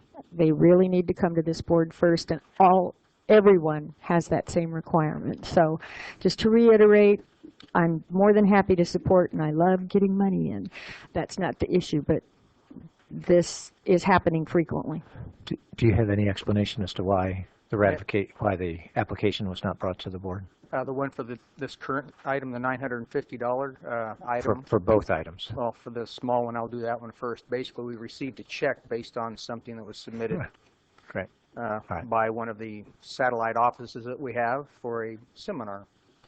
The other item, we did receive CEO approval in May, and there was 3 grants that were included in that email authorization. The other 2 did come forward. This one didn't. It was an error on our part. Okay. If I can comment, I think the District Attorney's Office in particular has a really aggressive grant writing. You know, I think they have a full-time person that does that, so there are more grants coming through, and that's appreciated. So I can see where you'd have more of the ratifications in other departments, but I understand Supervisor Michael's concern to keep the process the way it is and not have as many ratifications. Noted. Okay. Yeah, it's just an issue of then everybody starts doing it. And like I said, I love your aggressiveness. That's not in question. It's just the process is for everyone. Understood. Thank you very much. It's been moved and seconded. Any objections? Seeing none, motion carries. Thank you for your time this morning. Item 34 is a recommendation for the Mobile Home Rent Review Board. We've had this vacancy for a long period of time. Move the recommended action. Moved and seconded. Any objections? Seeing none, motion carries. Item 35, Supervisor Long. There you go. Thank you. Item 36, approval of award of emergency repairs for Arroyo Simi. Good morning, Mr. Pratt. Good morning, Chair Bennett, board members, and Mr. Johnston. For the record, my name is Jeff Pratt. I'm with the Watershed Protection District. The next item for your consideration is asking your board to authorize an emergency, that an emergency exists, and authorize the Watershed Protection District to go out with bids for emergency construction of 3 grade stabilizers which failed in the recent storms. Those grade stabilizers are in Simi Valley between Erringer Road and Royal Avenue on the Arroyo Simi. They protect a significant amount of infrastructure and previous investment and a lot of private property. The authorization for construction includes a 25% contingency amount for a total not to exceed about just a little over $1 million. Staff recommends that your board authorize the emergency and grant us the approval on the $800,000 with the 25% contingency. Thank you very much. Any questions for staff? I'd move the item. This is an important and oftentimes difficult reach in the Arroyo Simi, and it really has to get done prior to this next set of storms whenever they happen. Right. So I move the item. And thank you. I have We got a two question for questions, if I staff, may. Supervisor Parks. The ever-vigilant Teresa Jordan has written some comments, and two of them I'd like to just get some follow-up on for her. One is she wanted to know if people adjacent to the areas will be informed about the proposed work. There's not a provision to do that. We can if you like. I think that would be nice. All right. And secondly, the authority to award the contract up to 25% over the engineer's estimated cost. And generally, you don't exceed contracts by as much as 25%. Because it's an emergency, you just don't want to have the concern of coming back before the board again? No, in this case, we haven't been able to do geotechnical exploration or any of the other things we normally do before a project, which allows us to more finely refine the design. We've got an off-the-shelf design that we think will work. If we don't run into any unusual subterranean conditions, we should deliver them on budget. This is just that 25% reflects just the measure of uncertainty that we have in these projects. Without having the opportunity to get a little bit more certainty on it. Okay. It is. Yes, ma'am. Thank you. We have a motion. Do we have a second? Second. Moved and seconded. All right. Any opposition? Seeing none, motion carries. Thank you very much. Thank you very much, Mr. Pratt. We're now to item 37 and the tree ordinance. Good morning. My name is Chris Stevens. I'm with the Planning Division, and the item we have before you today is a rather belated report back to some requests of Supervisor Parks that we evaluate some proposed changes to our tree protection ordinance, and get back to you also with kind of a program and resource requirements to affect those changes should the board direct us to do so. The first thing I'd like to speak to maybe are the attachments. You'll see Exhibit 1 and 2 are the two items from Supervisor Parks that you see that came to us at different times, one in July of 03 and one in January of this year. And then Exhibit 3 is a copy of the tree protection regulations as they currently stand in our non-coastal zoning ordinance. I bring attention to those because the agenda has been kind of organized around the exhibits from Supervisor Parks. So we'll kind of run through those for you one at a time. And I'll be making the presentation, but I have Pat Richards here from he's the manager of our commercial and industrial permits section, oddly enough, that oversees the tree protection regulations. And hopefully Terry Newman of our staff, who is our planner, handles the tree permits, will be joining us here shortly. And so any technical questions you have on kind of day-to-day processing and whatnot, I'll definitely defer to them on. But launching into the report before you, on page 3 of the agenda, we start with the first item raised in Exhibit 1, and that was a recommendation that where a ministerial tree permit is required in association with a discretionary land use permit, that they shall be processed together or concurrently, was the recommendation. As a matter of practice, that's largely what the Planning Division does when we have a discretionary land use permit that is involving trees. We get Terry involved in that process to do an evaluation along with that parent land use permit so that we can address that as early in the process as possible. There's a standard condition that we then place on it that says at such time that you wish to get your ministerial tree permit, you will have to abide by all county standards and what have you, kind of a standard language. So we're kind of doing that now is our typical process. One of the reasons that we haven't pursued requiring it, per se, that they actually obtain that ministerial tree permit concurrently is that on occasion there will be folks that go through the discretionary permit process and certain phases of that project may not occur, or maybe they're going to occur a few years down the road. But if we, as typical of people getting their permits, if they pay for the permit and get the permit and it expires within 6 months, more often than not, they'll go and remove the trees or trim the trees rather than risk letting that permit lapse and having to go through the process again.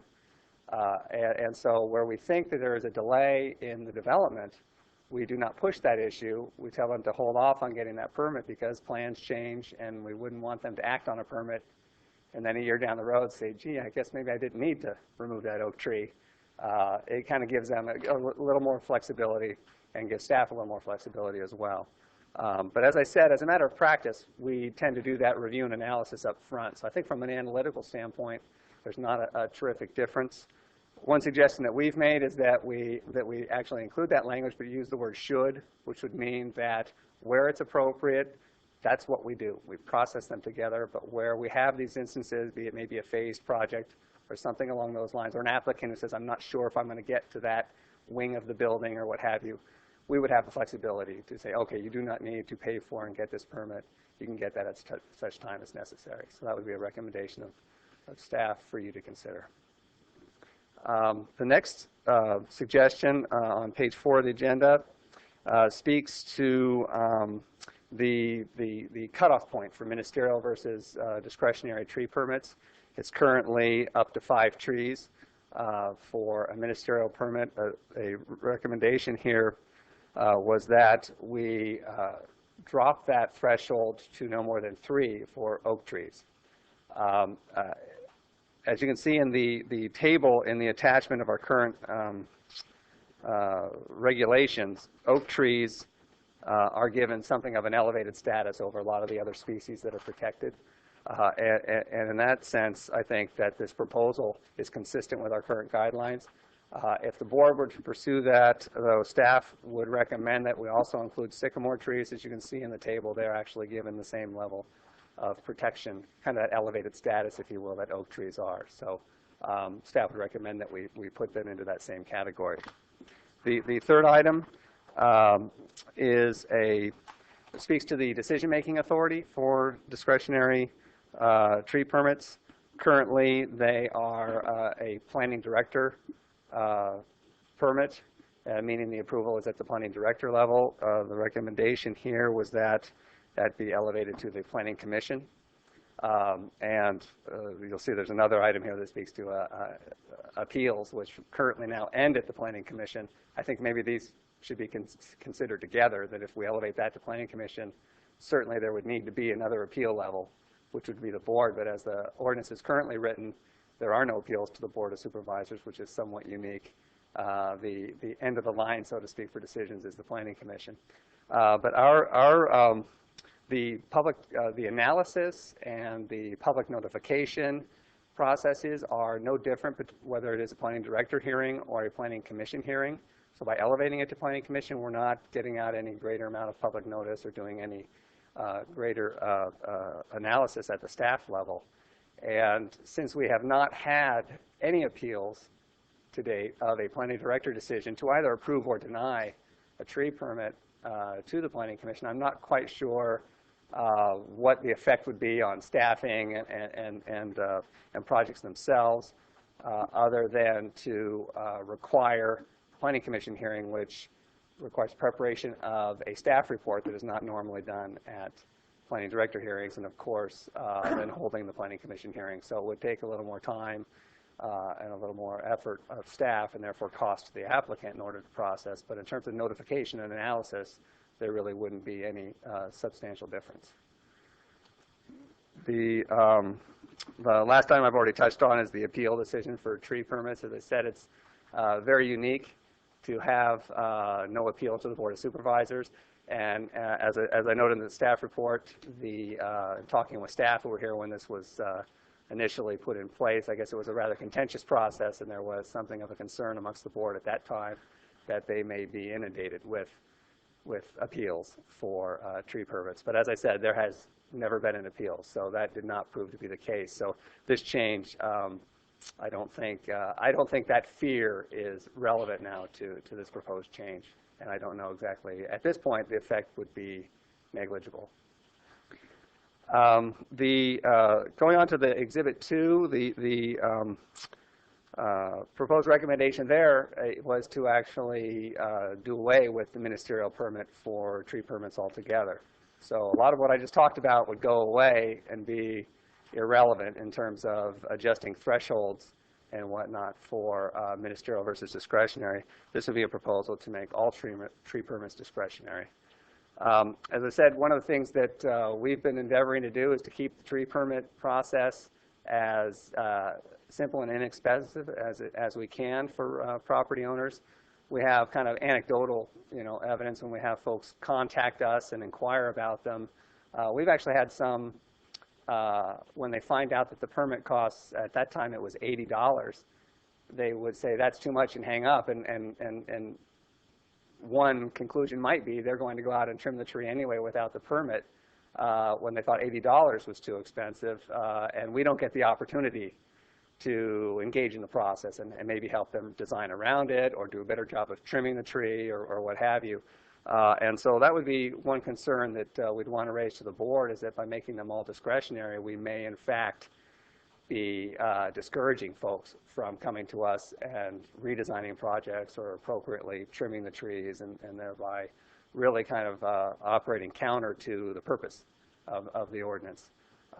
It also, I think, given the number of permits that we do process, we estimate we may have perhaps 30 or 40 permits that we would have to process if they came in on that same number. That would be a substantial addition to our permit processing workload, and it would just be speculation at this point as to how that would work out, but it might be possible in the future that we would not have the staffing that we need to process those things in a timely manner, which it all kind of starts spinning on itself, and then we find ourselves spending more time doing code enforcement for people that cut down trees without permits. So it is a concern of ours. We find it with a lot of our permitting, that the cost of those discretionary permits are such that folks try to avoid them and get around those. And as I said, the tree protection regulations in particular were ones that we've been trying to avoid that as best we can.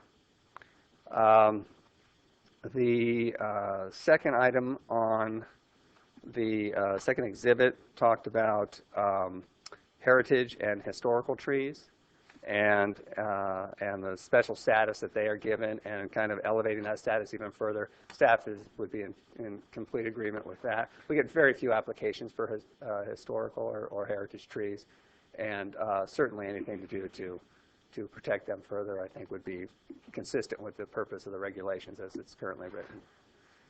A last item, not related to the ordinance, but an item that came up to staff a few months ago and seemed very relevant to the discussion, was the preparation of an oak woodland management plan. And this was a program that came to our attention that the state has adopted, and they've created something called an Oak Woodlands Conservation Fund.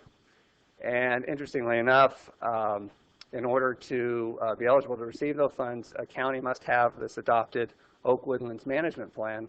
The state has yet to give out any of that money because nobody has adopted there's only been one recent adoption that we note in the staff report of the plan. So competition for those funds isn't at this point in time very fierce.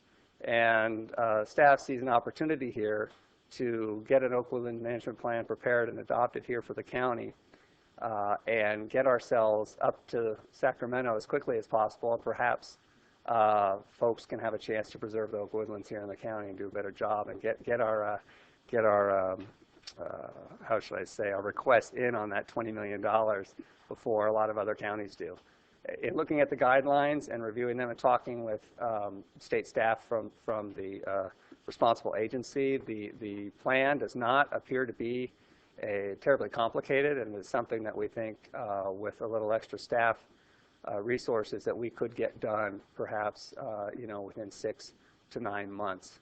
So what we're recommending here, if the board wants to pursue the amendments to the tree protection regulations and the Oak Woodlands Management Plan, that we think with one additional 1/2 staff for probably an 18-month period, we could accomplish both of those goals.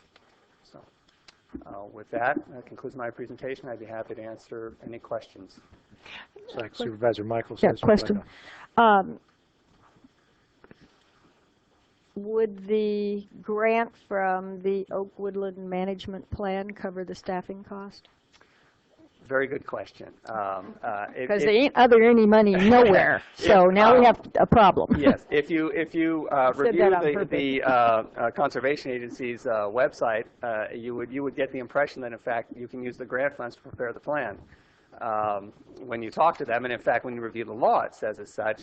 But the Conservation Agency, when it adopted its guidelines, basically shut out use of the funds for preparation of the plans. They wanted to have the funds out there, and they're primarily going to private property owners who want to preserve their property.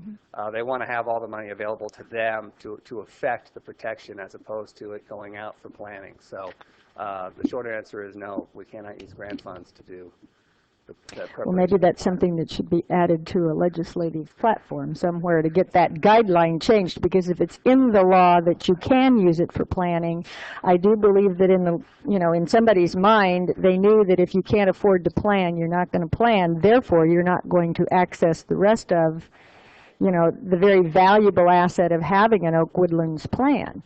And so that makes absolutely no sense to me whatsoever. But if I may, your report, and thank you very much for your oral report. I think it was very good. The report indicates that there is an oak tree mitigation fund that the county has when people violate the oak tree ordinance. So there are the protected tree ordinance. So there are funds available in that fund. Is that correct? Yeah, that's correct. And one clarification I would make is the fund actually is not for those that violate the ordinance. That would be only one part of it. Actually, most of the funds that are in there are from folks that came in and got discretionary permits. If you look through the regulations, when someone comes in and gets a discretionary permit, they actually pay an offset fee for trees that they remove, and there's a process for assessing the value of the tree that is lost, and those funds go into this oak tree mitigation fund that we're speaking of. There are some related to violations, but primarily they're related to those that came in and properly received their permits. And they're not presently targeted for some other activity? No, they're not. Okay, well, I think that's a great source then, and we'll be able to use that to help protect more oak woodlands and others. If I may, can I go ahead and go forward with a motion? You don't have any cards on this? No, we have no cards. Okay. And I also think the Oak Woodland Plan is just a wonderful idea. And I note that I think just last month a bill was passed, Sheila Kuehl's bill, which requires counties to have mitigation for removal of oak woodlands. And I think having an account where funds can be deposited that will go towards preservation is a real good move, and it is consistent with recent state law. Regarding the changes to the ordinance, what I would like to request that the board consider is that we do go ahead and for oaks and sycamores, as staff has suggested, change the threshold for what becomes discretionary. So instead of what presently is no more than 5, it would become no more than 3 can be done through a ministerial process. So that would be the first part of my motion, and it's a 4-part motion. I also understand that presently the discretionary goes to a planning director hearing, and I had recommended it go to a planning commission hearing. Now that I understand that there have been no appeals, I don't think that is as important, so I will drop that suggestion. As well as then the appeal to the Board of Supervisors. Right now there's a process in place where there is an appeal from the planning director hearing to the planning commission, so I think I'll drop that suggestion too. So the next one would be that regarding historical trees, which you said should also include heritage trees. Now these are trees that have already been designated. There's a description of them in our packet on page, it's Exhibit 3, and historical trees are trees that are defined by the county or as a city as a landmark identified on the federal or California Historic Resources Inventory. I think if you're going to remove a historic tree, you go to a hearing. That should not be done ministerial. So that would be the second portion of the motion, would be having it go straight to a hearing, not allow for that to any historical trees and heritage trees to be given permits without a hearing. I'm satisfied that there is a hearing process. I think that's important. It's not just the planning director, but it's through a hearing process so people have an opportunity to participate. So that is the motion on the ordinance. And then, of course, I also would like to support the Oak Woodland Management Plan with the funding source as suggested by staff. So that would be my recommendation, and I'm open for questions and suggestions. Great. I support the recommendation. I'll second it, and I appreciate that. I'm trying to get this all sorted out. Took a little while between the two sets of. The one thing I didn't hear is, do you support the should? Yeah, rather than the and shall? to Right. change it from what is now may to should, which is a step on its way to shall, but allows for the flexibility to protect more trees. Okay. All righty. Supervisor Yeah, Michael. and I'm supportive, but a question, you said as long as it goes to a hearing, but you didn't specify, is it a planning director hearing or is it a public hearing? I mean, a planning commission hearing, because they're all public hearings. It would go to the planning director hearing. Okay. And then okay. if it can then be appealed to the planning commission. And that's on heritage Yes. and That goes for all discretionary permits. Right. Okay. I wasn't sure when you started talking about historical and heritage and you said goes to a hearing. Okay. I just wanted to know which hearing level you were moving that to. Yeah, specifically if it's 3 or more sycamores or oaks, it would become no, if it's more than 3 sycamores or oaks, it would go to a planning director hearing, as well if it's any heritage or historical tree, it would go to a planning director hearing. Okay, that's good. I just wanted to make sure I knew where I was. The other thing that I would offer is, after seconding the motion, is number one, I want to compliment Supervisor Parks for moving this forward. I think there's some very healthy changes here, and it also sort of woke us up to the idea of the Oak Woodlands Management Plan. That's pretty cool. We have a county that is very committed to this whole issue of open space, and there are lots of different things that we have to do to keep working to pull off this sort of unique experiment we have going here in Southern California. And that, plus getting the staff resources, probably wouldn't have happened if we hadn't had the tree ordinance move forward. So anyway, I think that's all great. Can I ask just a quick question Yeah, right. on that? And maybe you don't know, you can get back to me later. But there are now more than one watershed management plan in the works, which are not actually run by the county, the Watershed Protection District. Case in point, mine, Cayugas Creek Watershed Management Plan. In your review, would the plan, if it proposed restoration or conservation of a woodland area, would the management plan, who now gets their money through EPA, would we be qualified to apply for some of these funds? I believe so. Okay, and like I said, you probably don't know the answer, but if you'd get back to me on that, or somebody who understands how to read all that stuff. Okay.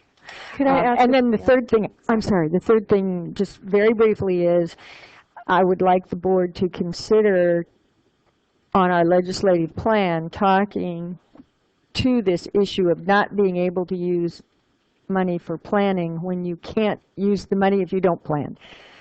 So just to have Sue look into that, and then maybe bring an item back to the board for our legislative platform. Excellent suggestion. I had one other question too. This applies to the non-coastal zoning ordinance. What's the hurdles involved in having this change in the ordinance apply to the coastal zoning ordinance? Actually, the Exhibit 3 that we showed you is actually only from the non-coastal ordinance. That doesn't exist at all within the coastal zoning ordinance, and I think this has come up before in front of the board. Any changes that we do to the coastal zoning ordinance have a different and lengthier process, ultimately getting to the Coastal Commission, and for that reason, a lot of the changes that have been made over the years in our non-coastal zoning ordinance have not been carried forward in the coastal, and so the short answer is it is a much more costly and time-consuming process amendments through the coastal zoning ordinance. Speaking of our legislative agenda, that is an item that we added a couple years ago, was to support any legislation that would provide state funding to coastal counties to update those local coastal programs and ordinances, because the funding just isn't available, and the process is a very lengthy and time-consuming. Sorry to hear that. Um, with this, what we have before us, I just want to point out that when we're talking about the protected tree ordinance, there are so many instances in our, probably over a dozen instances where you can cut and trim trees. And I just wanted to point out that, for example, no permits are required if the tree endangers the public, interferes with utilities and public right-of-way projects, or part of a nursery or agriculture production or operation. So there probably isn't that many left over. So this doesn't, I don't think this is very onerous, but it will, I think, go far in elevating the protective status of these trees, and I think that is something that is valued by the citizens of our county. So I'm glad to see that there is support for this. Mr. Chair, one final comment, and I'm not trying to drag this out, but it seems to me that if we do go forward with an Oak Woodlands management plan, that it wouldn't matter whether it was in the coastal or non-coastal, because we would get buy-in to the plan. So without going through the longer process, at some point we're going to have to update that coastal. I know we are, but in the meantime, that adds a little extra protection, or would when the plan comes forward, because it's a management plan and most people will be respectful of it and adhere to it. So it helps a little. Good. All righty. Thank you. We have a motion and a second. Do we have any opposition? Mr. Chairman? Yeah. For purposes of clarification, I'd like to make certain that the motion includes approving recommended actions 3, 4, and 5. Thank you for that clarification. All right. So it's recommended actions 3, 4, and 5, plus the motion that Supervisor Parks has made, which basically deals with recommended action 2, directing the planning staff. Right, and for the benefits of our clerk and clarity, let's just review that under recommendation 1, we're going to go to should. We're going to change the numbers from 5 to 3. We're going to add sycamores. We're going to add any historical tree or heritage tree, right? We're going to stay with our current hearing process, planning director appealable to the planning commission. We're going to go forward with the Oakland report and recommendations 3 and 4 and 5, right? Okay, is everybody set? That's the motion and a second. Any objections? Seeing none. Well done. Thank you for keeping the confusion clear. A comment regarding the Oak Woodland, and it has gone through the state and looking at ways to offset, to mitigate when you do lose Oak Woodlands. And in Ventura County, we also have a lot of agriculture land. And the idea that there are no mitigations for the removal of agriculture land in our county. You remove it, you don't even have to pay funds, like you would for, increasing air pollution or cutting down trees even. So the idea of being able to have some kind of bank for agriculture land, I think is certainly worthy of pursuit, and I will pursue that. Great. Okay, thank you. Thank you very much. That's item 37. We need a motion to receive and file item 38. Mr. Yeah. Yeah, I agree with receive and file, but I'd like to make comment on one item, if I might. Sure. I'll take the motion off the floor till you're done. Okay, sorry. That's It's 04, correspondence 04, regarding the ultralights flying over Ormond Beach. Just for staff who will be responding to this, I'd like them to coordinate with my office. There's already been a lot of work done on this through the Ormond Beach Task Force related to the City of Oxnard's authority. The Coastal Conservancy has weighed in on it. So I'd like to, if staff was planning to pick this up, which is typically what happens with correspondence, that they come through my office so we can see what other steps we can take in the county role. And I'd like to see that follow-up also, if I may. Good. All right. Move to receive and file. Motion to receive and file, seconded. Any objections? Hearing none, motion carries. We're ready to go to closed session after a short break as we head in there. Yes. And then we will be back for a 2:30 item. So enjoy a lengthy lunch, right?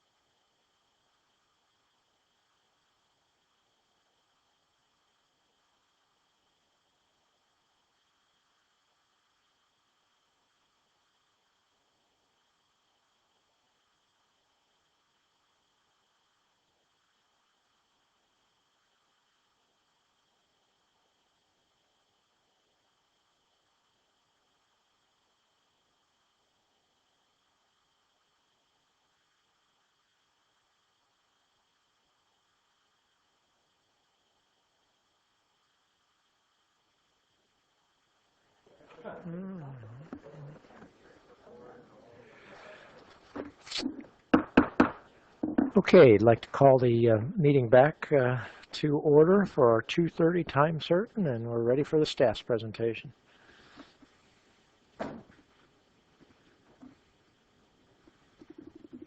Good afternoon, Ms. Millay. Good afternoon, Board.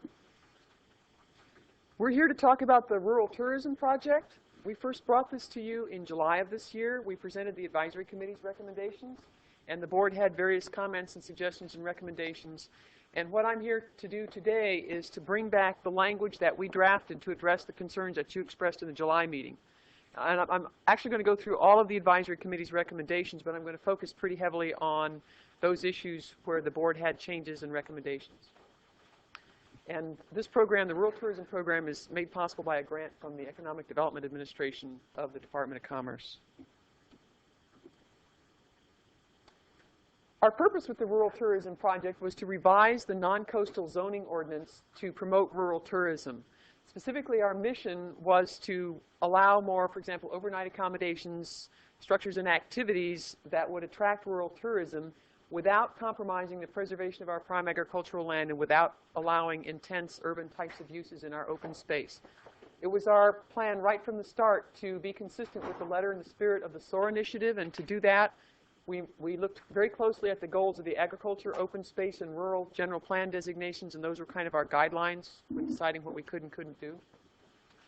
And finally, we didn't want to create a revision that would have a significant environmental impact and that would therefore trigger the requirement for an environmental impact report. And those were kind of the parameters or the boundaries that we worked within. We divided our mission into 4 categories. We looked at overnight accommodations, we looked at other kinds of facilities and structures, we looked at activities and events, and then we had a category for general recommendations for things that didn't fit into any one of those specific categories. Moving right into the first category of overnight accommodations, the first recommendation... Excuse me, do we have your PowerPoint up here? Do we have a copy of it? I don't know, it's coming from up there. Do I have any hard copies? No, I'm sorry, I don't have hard copies. Okay, thank you. The current situation with regard to bed and breakfast is that they are allowed in the open space and agricultural exclusive zones if it is a cultural heritage site. The committee's recommendation was to remove the requirement that it be a cultural heritage site. The board went along with that, but asked for 2 further restrictions requiring that B&Bs be owner occupied and that there be a limit on the total square footage of the bed and breakfast house. So what we did was we put some new language into the definition of bed and breakfast. A single-family dwelling not to exceed 6,000 square feet in area. We do actually have a house coming in that's about 5,900, excuse me. 5,900, that's a big house, yeah. 5,900 square feet. So that's kind of where we got that number. Then we added a sentence at the end. A bed and breakfast inn in the AE and OS zones must be operated by the owner of the property on which it is located. We specified that it be the AE and OS zones, that the owner-occupant requirement only relate to the AE and OS zones. We already allow B&Bs in the RA, RE, R1, R2, and RPD zones, and it would be difficult to go and make this requirement retroactive to facilities that are already operating in those zones. So we did limit the owner-operator requirement to the AE and OS zones. These should be contained in the board letter, all these changes that I made. So,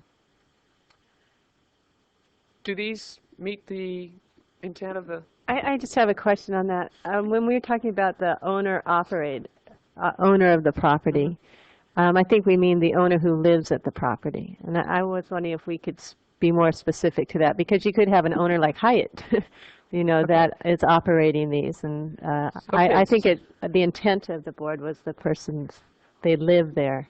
Owner resident. Yeah. Okay. Thank you.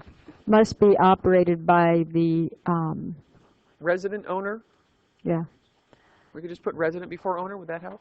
The owner-occupier of the property.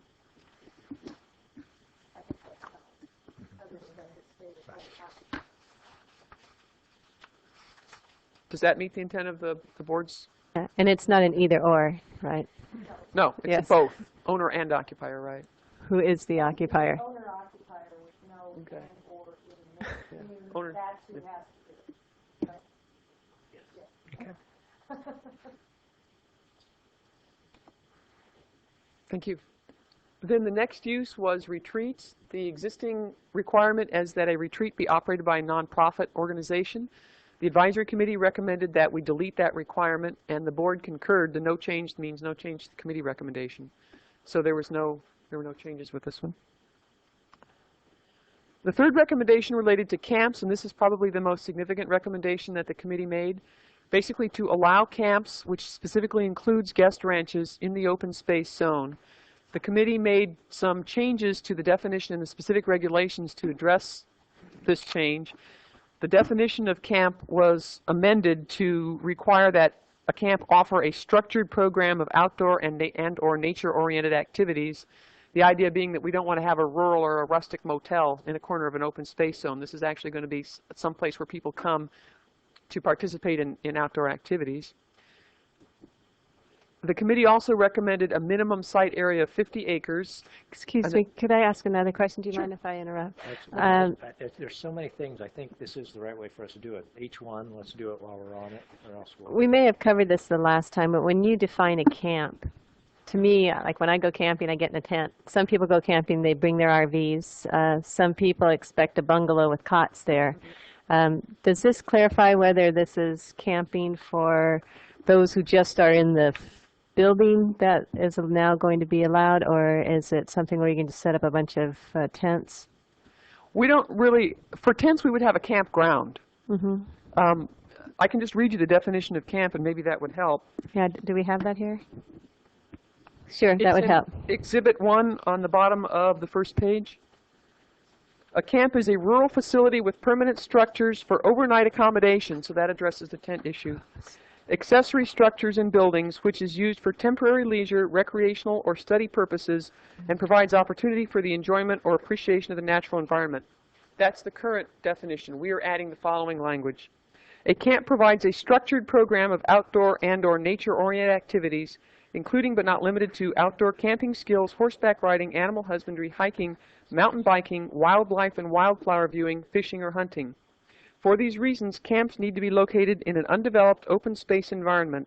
A camp requires a substantial land area for these activities, and much or all of its permit area is used for these purposes. So we tried to tie it down pretty tightly to define the type of facility that we're talking about here. And the committee recommended population standards of 0.3 people per acre that could be there overnight, and that includes guests and staff, and 0.6 people per acre that could be there daily. The board concurred with the essential recommendation but added 3 more restrictions: to limit guest stays to 30 days, to revise the population standards downward to 0.25 and 0.5 people respectively, and to limit the size of individual structures and total square footage of structures allowed. With regard to limiting guest stays to 30 days, that's actually already in the camp specific regulations, that guests may stay for no longer than 30 consecutive days.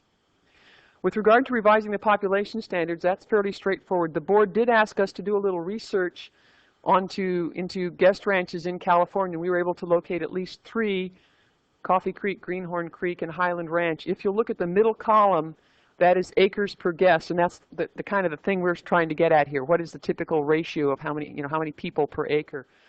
If you use the standards that the board is recommending, 0.25 people per acre, you arrive at basically 1 person per 4 acres.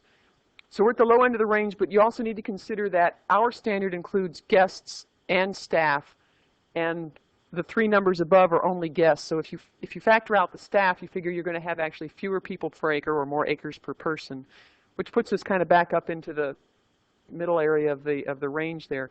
We were not able to get employment numbers. Guest ranch employees are seasonal and fluctuate, and they really weren't going to take the time out to provide us with that information. So, and some of the ones you have up there, like Greenhorn, the total acreage.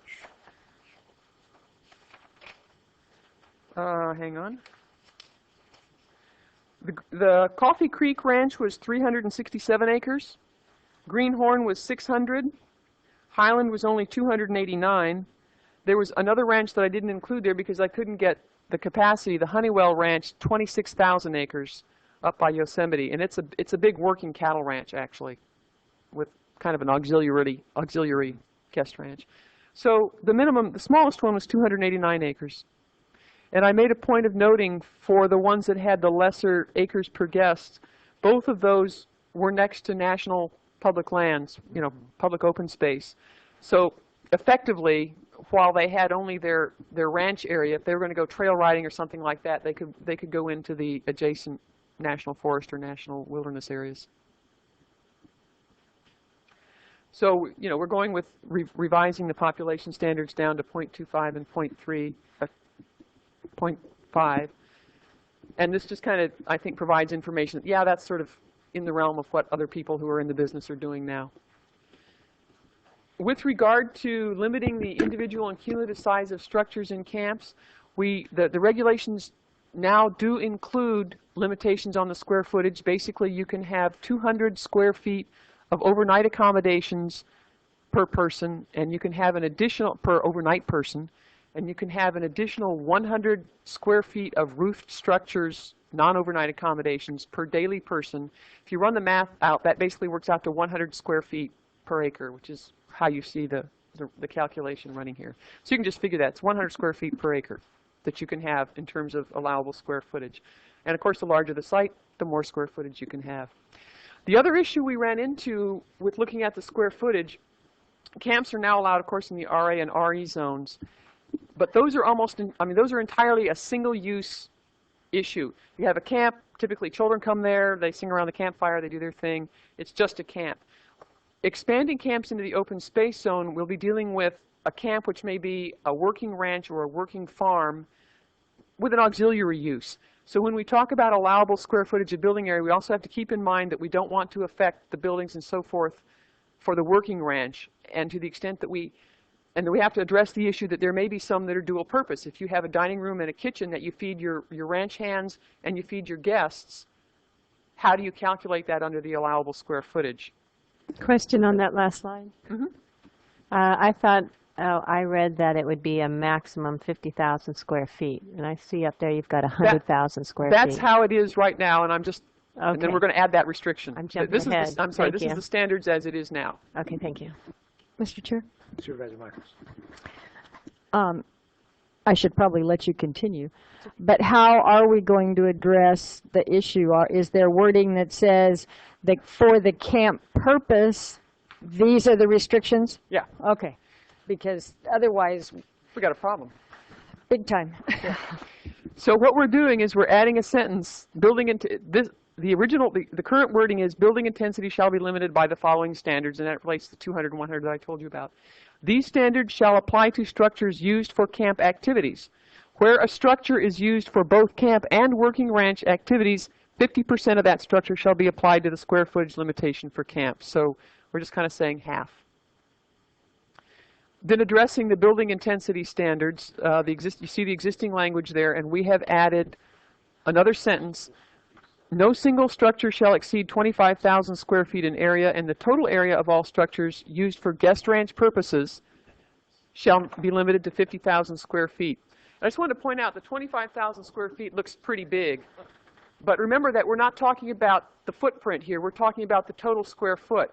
So if you have, say, a 1,000-acre ranch and you have a lodge, a 3-story lodge, and you've got your offices and your registration and your kitchen and your dining room and your rec area and so forth on the first floor, and your accommodations on the second floor, maybe your staff quarters and so forth on the third floor, you're looking at a footprint of maybe 8,300 feet. And for a 1,000-acre ranch, that's really not out of the realm of reason. So although the 25,000 square feet does look kind of big, again, we ask you to consider that that's maybe a 2- or 3-story building. Does anybody have any changes or suggestions they'd like to make with respect to this wording, or have we addressed your issues? Or I would just say, you've done a pretty good job of incorporating the board's intent as I see these suggestions. Thank you. The next recommendation that the advisory committee made related to an agriculture open space overlay zone. What was going to happen here was that there would be an overlay zone that would say if the property is zoned AE, but it's designated open space in the general plan, and it's in a Land Conservation Act contract, and that's how that happens. If it's designated open space, it's usually zoned open space, but if they go in an LCA contract, then they get changed the zoning to AE. So this overlay zone would allow these 5 uses: retreats, camps, campgrounds, botanic gardens, and arboreta, and equestrian centers. Those 5 uses would be allowed in the AE zone under those specific conditions, and that was the committee recommendation. However, after the committee's final meeting and the recommendation, we received a letter from the State Department of Conservation, which is the department that oversees Land Conservation Act contracts. And they said, we can foresee and have seen in other counties most of these uses being incompatible with the Williamson Act. And they went on to say that if the restrictions are read to allow this type of development, then the local assessor may properly impute added value to all similar contracted lands. Therefore, allowing these proposed uses may very well dilute tax preferences enjoyed by all similarly situated Williamson Act lands in Ventura County. Based on that letter from the Department of Conservation, staff withdrew their recommendation that this be adopted, and the board concurred. And so I'm just kind of bringing this up to say this is not going to happen. This is out. Moving on to the second category, structures and facilities, the advisory committee recommended that we allow botanic gardens and arboreta in the OS zone, not AE, with a definition of what a botanic garden is and with specific regulations. And the primary point of the regulations was to regulate gift shops, but primarily to control the possibility of invasive species escaping out into the natural habitat. The board concurred with the basic recommendation and asked for 2 more restrictions: that we limit the % of gift shop inventory devoted to food and drink, and that we place a limit on the square footage and the types of structures that botanic gardens and arboreta could have. So we have a definition of gift shop. We added one other sentence: only 1 gift shop per site is permitted. We wanted to close that little loophole. We added a sentence at the end: no more than 20% of the total sales inventory based on square feet of shelf space sold at the gift shop shall be prepared refreshments. That's the same standard that we apply to agricultural sales facilities, 20%. Roofed structures shall be limited to a total maximum area of 500 square feet per acre, but not to exceed 100,000 square feet per site. Types of roofed structures allowed are limited to administrative offices, restrooms, gift shop, maintenance storage facilities, and hothouses, greenhouses. 500 square feet per acre is a lot. That's quite a generous allocation. And the reason that we put that in there, we were a little concerned about the hothouse, greenhouse issue. We could maybe reduce it down if we took hothouses, greenhouses out. Botanic gardens, by their nature, will have hothouses and greenhouses. They use it either to raise the plants that they're going to put out there for public display, or sometimes if they have plants that require different climatic conditions than what we have, the visitors would actually be in the hothouse or the greenhouse looking at the orchids or whatever it is that won't grow in our area. Let me just raise a question. I missed the meeting where you discussed this the first time, so maybe this question was raised, but I see this applying mainly in the Santa Clara River Valley, other areas too, but that in particular, that valley in particular. What dissuaded me from having this thought running through my mind that we could end up with a whole valley full of camps, recreational camps, displacing agriculture? I don't think the economy would support them, for starters. There's only 3 that I could find in California. The thing is, we have a big urban population to the south, a huge urban population. We do. People are going to be looking for some place to get away from that type of living that they experience in a giant urban area. So I just raised that question. If I might jump in here, the recommendation before the board today would be to allow camps in the open space zoned area only, not in the AE zoning in the Santa Clara River Valley. I think the areas you're speaking to are almost entirely zoned agricultural exclusive. Okay, that helps. So. Supervisor Parks. I have also a equal concern about the open space zone because right now staff's looking at a passive open space overlay zone. They're looking at a sensitive biological conservation overlay zone. There are absolute areas that need protection from development. And I have just a general concern about applying this to open space areas that may have yet unmapped resources that we need to protect. So I'm very concerned about opening this all up for open space. And I think in my city, for example, across the street from Dos Vientos is the land designated by the county as open space, and there'd be a lot of fireworks if you tried to put 100,000 square foot botanical garden structure there. It's just some places this is not appropriate. And looking at 100,000 square feet to me is enormous. That is enormous. And I would have a big problem, one, even opening up open space for structures when they don't have structures and they present right now major wildlife corridors, for example. But on top of that, a structure that's 100,000 square feet, I can't see how that can be compatible. Okay, you know what? I think my wording needs to be changed. The idea was the total number of structures shouldn't exceed 100,000 square feet, not one single 100,000 square foot structure. So I need to reword that. Roof structure shall be limited to a total maximum area of 500 square feet per area, but not, so we don't have anything in here that addresses maximum the size of a single structure. Which is where we went with the campground structures, which even with that, it gives me concern to all of a sudden put a 50,000 square foot or two 25,000 square foot structures in the middle. But we'd be of limited it to 25,000 square feet in the open space. Pardon me? The maximum structure in the dude ranches would be 25,000.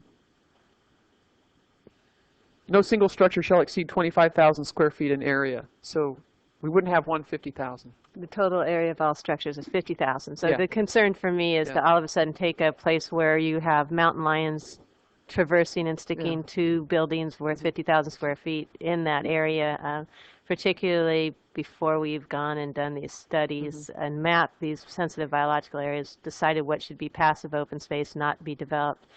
That gives me concern. But going to where you are now in your presentation, while it can be several buildings that a botanical garden structure can take up, getting 100,000 square feet, maybe we need to revisit that one. That's like the 100,000 square feet would require a 200-acre site. But yeah, hey, there's plenty of those around. 100,000 square feet, that's about the size of half of the Oaks Mall or something. I mean, it's a huge square foot. Mr. Chair. Thank you. Yeah,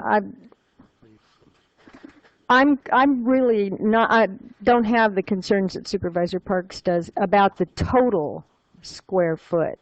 I think people tend to think about like a Walmart, and if you think about the type of structure that it would be, if you're going to have a dude ranch or build a retreat or a campsite, one of the structures could be an open area gathering place, but it's going to have a roof to protect people from the sun and from the elements. So, it seems to me that we need to be careful in being too restrictive.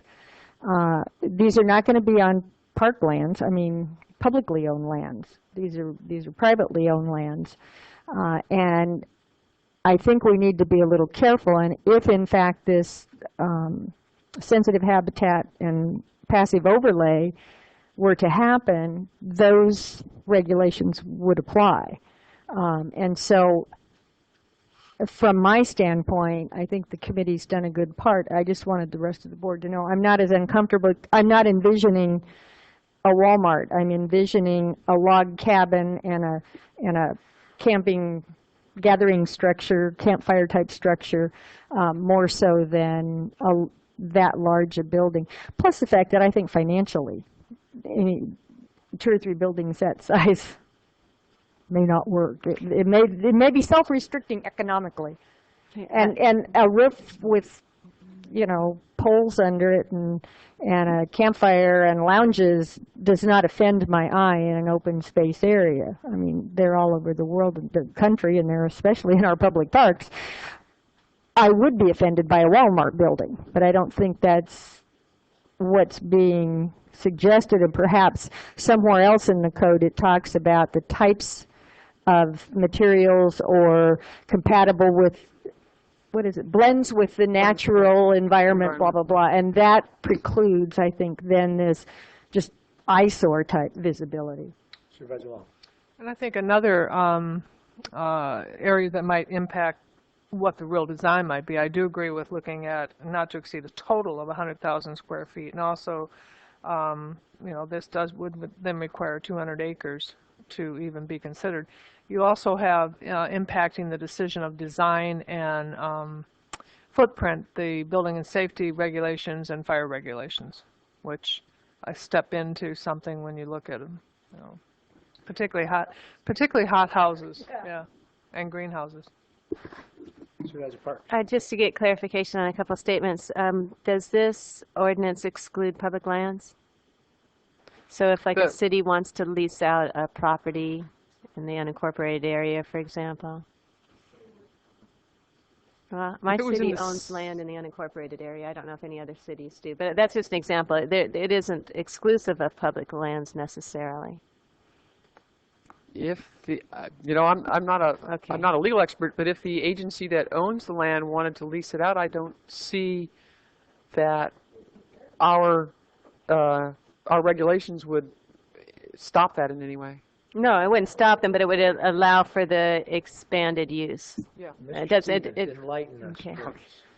As if I might, and county council may want to jump in, I can't remember the exact legal term, but in essence, state agencies, and local government agencies that own property in the unincorporated area are exempt from our zoning ordinance. So the things that we're discussing here today do not apply to those entities. Okay, and then also there was a comment about what defines a structure. If you did have a nice big, you know, area with benches and stuff, and the only thing over it was a roof with, but not sidewalls. I mean, is that a structure? Or is that in addition? So that is more often than not considered a structure. I think it depends. We have certain standards related to number of walls and whatnot, but more often than not, that would be considered a structure. I beg to differ with you, because shade houses are considered structures. And they don't have houses. I mean, they may have stuff up on the top, but they don't have walls and they're not habitable. And the only reason I know this is because I had a rancher who had a big problem with building and safety saying that it was yes, it is a structure, and yes, you have to do this. So we need to clarify that for the supervisor and not just say for sure that it's not a structure.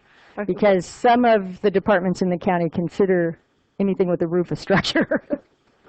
And this ordinance regarding the Botanic Garden refers to roofed structures. So, you know, at least we're on that page. And as I understood when I first brought up the 100,000 square feet, you, Ms. Millay, had suggested perhaps different wording.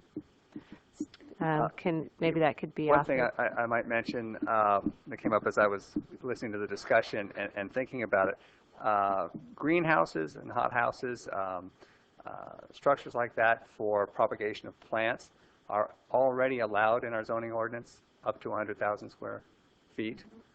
So I think probably the main issue here are perhaps those other structures associated with the Botanic Garden. We addressed it specifically with the gift shop, but we kind of lumped in this section administrative offices, restrooms with those hothouses and greenhouses, and perhaps breaking those two apart may be the more effective way of regulating what it is that's of a concern. Correct. Because you're saying right now they could go to 100,000 square feet. Exactly, because they have been lumped together. It may make sense to eliminate the reference to hothouses and greenhouses. They're already permitted under another section of the ordinance, and focus on what limit you'd like to place on administrative offices and the like. Good. But it is informative to know that we are expanding, the proposal here is to expand it to the open space zone, which currently wouldn't have allowed for 100,000 square feet of anything. It allows for 100,000 square feet. It allows for botanic gardens. Greenhouses, hothouses, not in association with the botanic garden, but in association with an agricultural activity. Okay, so I agree, eliminating the discussion of 100,000 square feet where other things can be folded into it, such as gift shops, maintenance facilities. would probably be a good move. 100-foot botanical garden and a 99 Right. restaurant, right? Yeah, the limit for botanic gardens, having an overall limit of 100,000 square feet may be a good thing to do. The board may want to do that, but I think what I'm hearing here is that the discussion of structures for really the non-propagation activities, those administrative offices, you wouldn't want 99,000 square feet of administrative office and a 1,000 square foot greenhouse.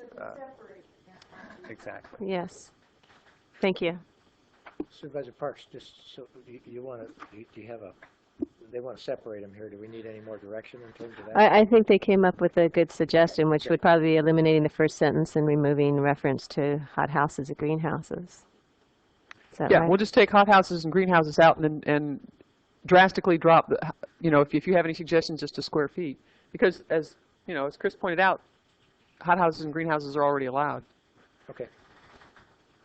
And I'll leave it to you to make a recommendation on the square feet. And if I could go back to the roof structure issue, the definition of structures that are considered under the limitations in camps specifically says all other roofed structures or buildings. So your roof with the 4 pillars is a roof structure or building, but that's a roof structure. So that would definitely be considered in those limitations that we looked at earlier.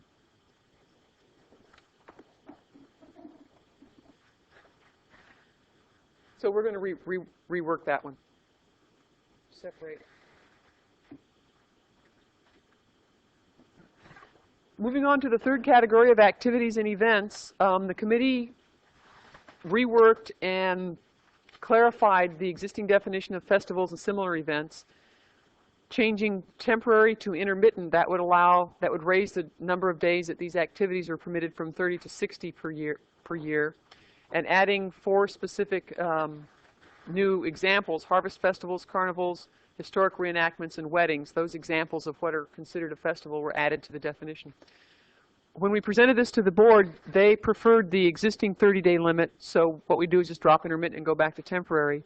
And there was also an objection to the example of carnivals, so we would just take that out of the definition. So the definition would now read: festivals, animal shows, and similar events, temporary outdoor recreational events or activities such as harvest festivals, amusement rides, historic reenactments, animal events, art shows, concerts, craft fairs, weddings, and religious revival meetings. And it would go back to the 30-day limit. I just want to ask you a question real quick. On page 9, you have one definition, and on page 11, you have the other one. And I think, just trying to read fast here, you just read us the page 11 definition. Is that correct? Is that correct? Yeah. Okay, good. Thank you. No more than 30 No, actually, days. on page 11, we added a further restriction.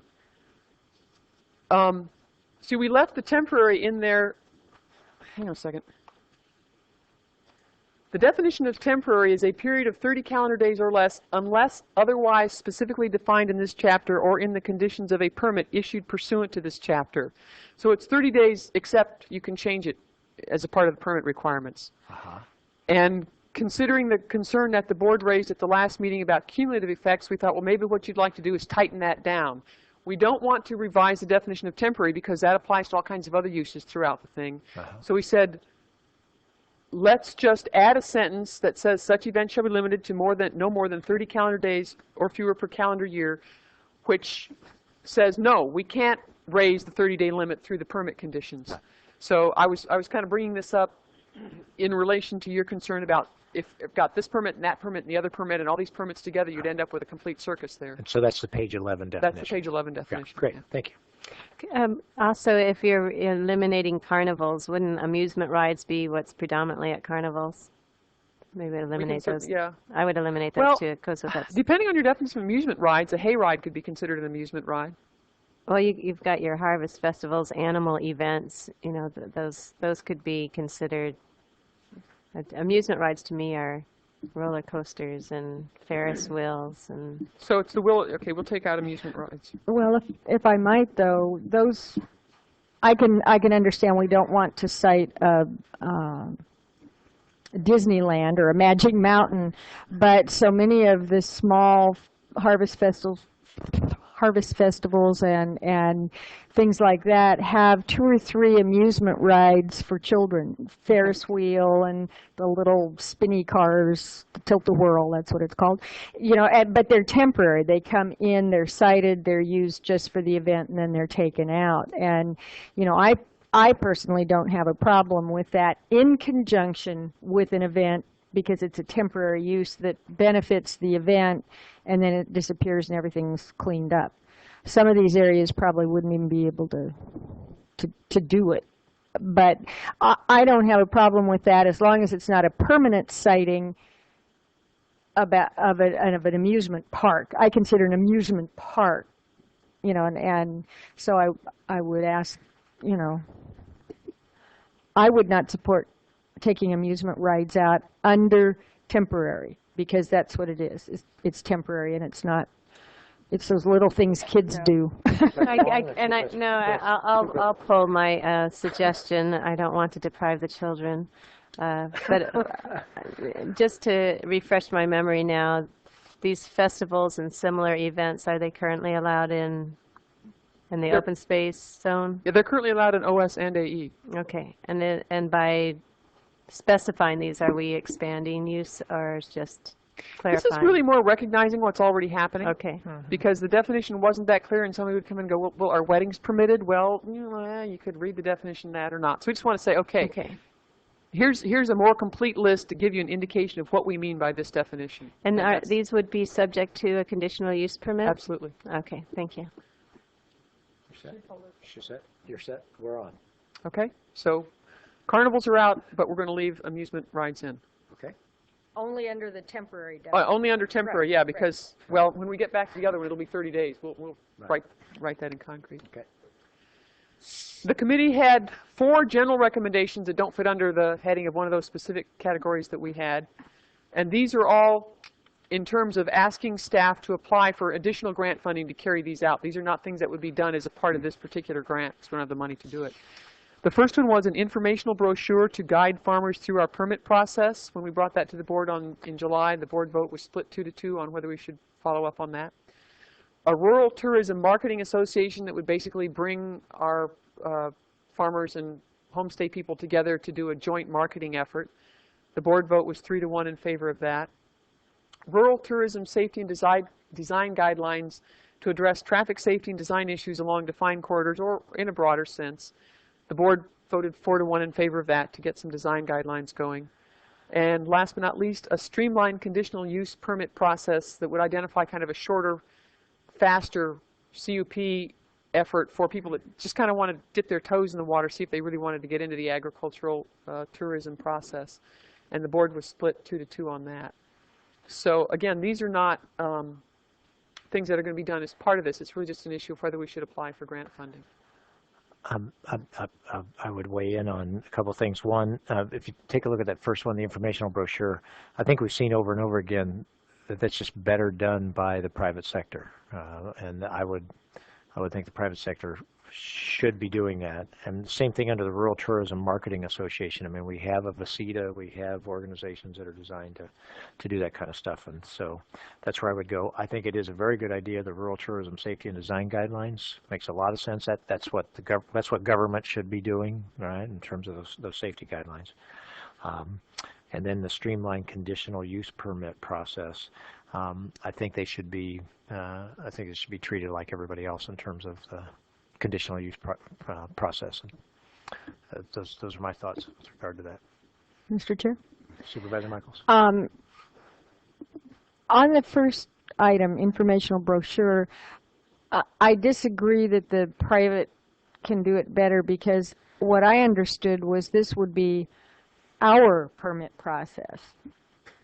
You know, a user-friendly book, if you will, or a little sheet, and we do it oftentimes in cities that is merely kind of a check-off sheet that tells the first, you know, when they come in the first time, do this, do this, do this, do this, do this. These are the things that are needed. So I don't necessarily see that needing to be in the private sector, because it's really I mean, that was my understanding, it was something that would talk about our permit process, not anything in general. So, you know, I'm Legitimate point.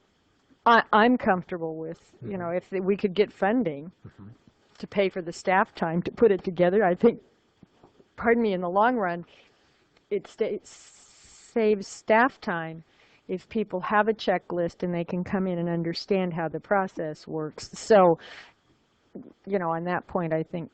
Well, I could support 1 and 3, the informational brochure base. I think you make a good point. It is our process. It's not an overall informational brochure about. No, it's not like how to market or how to build. It's how do you get through Ventura County to get your permit. That would fall into the marketing side of it. So yeah, the informational brochure to guide through our permit process. Right. I could buy that.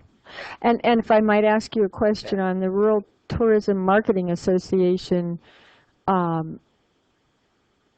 The intent is not for that to be county owned and operated, is it? No, I think the idea was that we would set it up and then move it along. Help, right. You know, pull everybody under together. Under the grant. Yeah, get a grant, pull it together, get everybody moving, and then send them off on their own. Okay. You know, maybe pay for the publication of one of those little maps, you know, where you go here and do this, go here and do that. Kind of gives you a little route to go through Ventura County and see this and do that. We hadn't really gotten into that degree of detail on it, but no, it wasn't that it was going to be an ongoing county function, definitely not. Well, I tend to agree with Supervisor Bennett in that, you know, I could see applying for grant funds to help with the process. I cannot see us printing maps, even one. I mean, that's something an association does if, in partnership, you know, as the county, we can apply for the funds and set the framework for an association. I could agree with that, but I don't want us to have our fingers in it. And I think you know, that should never be assumed that we are going to be the startup agency and then spin it off. I think it should be that if we can partner and bring in funds that will help them, whoever them are, do it, then I would be willing to apply for the grants. But I don't think that the county wants to be the association. But that's and I don't know enough about it. Maybe Supervisor Long has been in better discussions. Supervisor Long. I would agree with putting 1 and 3 together and seeing how we could capture funds just to provide the information to the public who would come to the county for the process and the permit and to put it up on our webpage and et cetera. So the two together would be would make sense. The Rural Tourism Marketing Association, in essence, we have the county are already part of the Heritage Valley Tourism Bureau. We, through our redevelopment agency, have been a part of that since its inception, and I would think that to support going after additional grant dollars to assist that valley-wide organization or any other that might form in conjunction with what we have also in place in this county, which is a regional tourism council, basically, would be appropriate to do. But I certainly would not agree with starting up a whole new one under the county umbrella. But if we were to be a partner in going after dollars to assist what's already in place and to promote rural tourism. The streamlined conditional use permit process, I would always agree with streamlining our process wherever possible, but not, I'm not sure what that means in the sense of would it be something different from what we should already have in place in the way of always looking at our processes being streamlined, following the letter of the law, but being efficient also. So I'm not sure what that means to know whether or not I think that's something we need to do. We hadn't really gone. Okay. Could I offer this just as a thought? I mean, because as you said that.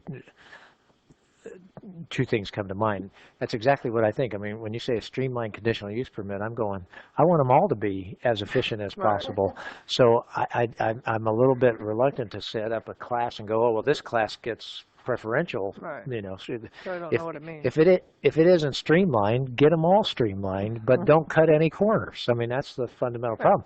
But if you're saying, well, you know, they're all as streamlined as they get, but we want to cut corners. Well, no, I don't want you to cut corners, but I do want you to streamline. So I guess that's my sense.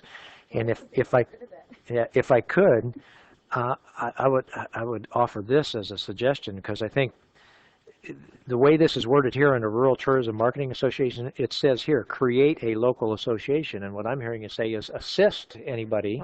That's fine. I don't have any problem assisting, but that's going out and creating a local association. So might I suggest that we actually, for further recommendations, say work on 1 and 3, right? When you finish those, if you want to come back for either more guidance, or do you feel like you're ready to get into the others, come back, right? But you certainly do have the okay, I think, from the board to say you can assist current associations, but we're not interested in going out and starting one up here and having it be the county started one out there. And yeah, go ahead. I guess I just have a question.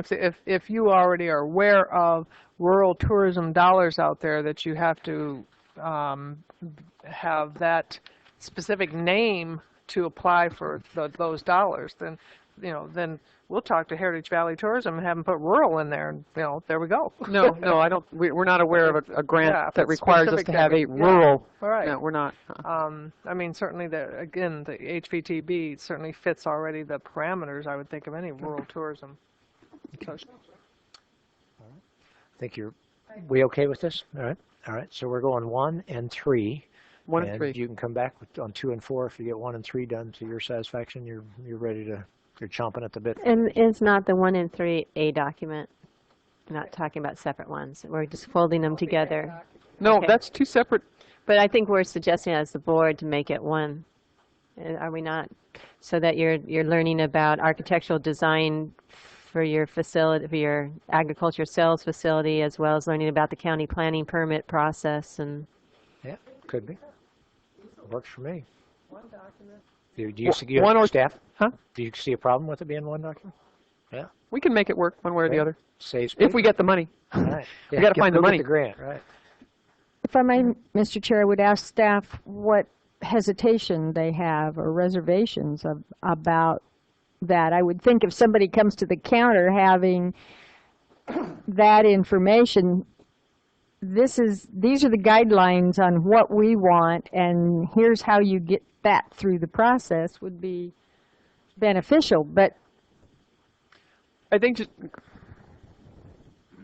No, I think we're perfectly comfortable with 1 and 3. I think the question of how they might be melded together into a single document, I'm not sure, working with Public Works with kind of traffic safety information, it may not lend itself to being merged into one document. That would be my own. it might be too confusing to have them both in one document. Can we leave it this, that our suggestion is that it be 1 document, and if in your professional judgment it can't be, then everybody comfortable with that? Supervisor Parks? Great. All right, here we go.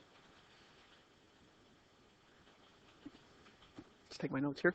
Okay, so we're going to pursue 1 and 3 and try and bring those together as a single document if possible. Great. And when we get that done, we'll look at 2 and 4, or at least 2. No, We'll look at 2. Okay. You'll come back if for some reason you have something important you want to talk to us about with that. How about that? Yeah, there you go. Then the board had an additional concern, kind of under the general heading, regarding the potential cumulative impact of these various permits that we're talking about, where someone might come in and say, okay, we got a camp and a retreat and an agricultural sales facility, and we have harvest festivals going on and so forth. If you have one property with all these different uses on it, we might have significant cumulative impact. And we assessed this issue. It's not something that we can really deal with easily through the zoning ordinance, which is structurally set up to deal with individual permits one by one. How we deal with cumulative impacts typically is through the CEQA review process, which has a specific guideline set up for addressing cumulative impacts. So when the second one comes in, and the third one or the fourth one, we already have to look at what's happening with the first ones that have already been approved, whether they're in effect or not, whether they have been constructed or not. We have to take into consideration any impacts that they would have. So that would be how we would address cumulative impacts. Again, and with structures cumulative impacts, we do have lot coverage limitations built into the general plan for all our various zones. And then we were looking at the cumulative impact of events, and I think we already dealt with that. We were trying to close down the cumulative impact of the events by writing in an absolute limit of the 30 calendar days instead of the more flexible one that is built into the current definition of temporary, by setting that absolute limit into the definition of festivals and animal shows. And finally, we have something completely new here, which did not come from the advisory committee. It's come to our attention that attached signs in the AE, OS, and R zones are limited to 20 square feet. The exact regulation actually reads 1 square foot per linear foot of wall length with a maximum of 20 square feet. When you look at some of the large agricultural buildings that we have, particularly packing houses or so forth, you can get a wall with a 100-foot length. And when you put a 20 square foot, that's about 5 by 4, a 20 square foot sign on that, you can hardly even see it. Looks like a for sale sign. Yeah, looks like a little for sale sign. So what we're proposing doing to address this concern is to add an additional footnote to our existing sign ordinance, and it would say principal structures related to agriculture, except for shade mist structures over 20,000 square feet, can have 1 square foot of sign area per linear foot of wall length, which is the existing regulation, but with a maximum total of 120 square feet per qualified building, regardless of the number of signs. So we've changed the limit of 20 square feet to 120 square feet. Because you get these really big buildings, you just can't see that sign. And it relates to rural tourism in terms of, you want to bring people in to see your facility. Pardon me. I do have a concern with 120 square feet. You're looking at an area that is rural, and all of a sudden putting what would be kind of commercial industrial size signage in there. 120 square feet is like 20 feet by 5 feet, and you think about that's 10 by 12, yeah, that's pretty tall and pretty big. I would have a problem with that just because it's not compatible with the rural ambiance where you find agriculture and open space lands. And signs don't have to be advertising. They should be directional. This is what this facility is. But I think when you get that big, you're actually, going out beyond what is norm in that area. So I'd be very concerned with 120 square feet. My question is, isn't this the same standards as commercial buildings?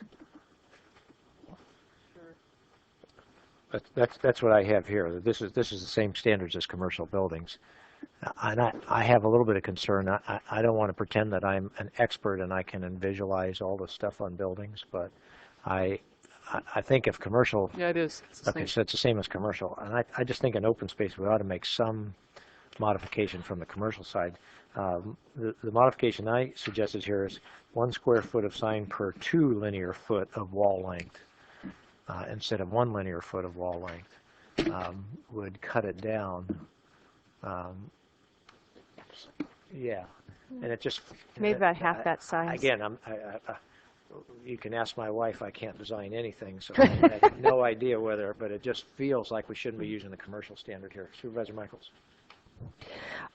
Well, I understand. I don't think we want it to be necessarily because it's a commercial standard, but I know that, up through the San Joaquin and other areas, if you're on a roadway and you've got a large structure, even 120 square foot from a roadway is not impactful. I mean, it's not huge. And most of the ones that I've seen, and they've been there for years, and they're also on new structures, and I do a significant amount of driving in the back country, as it were.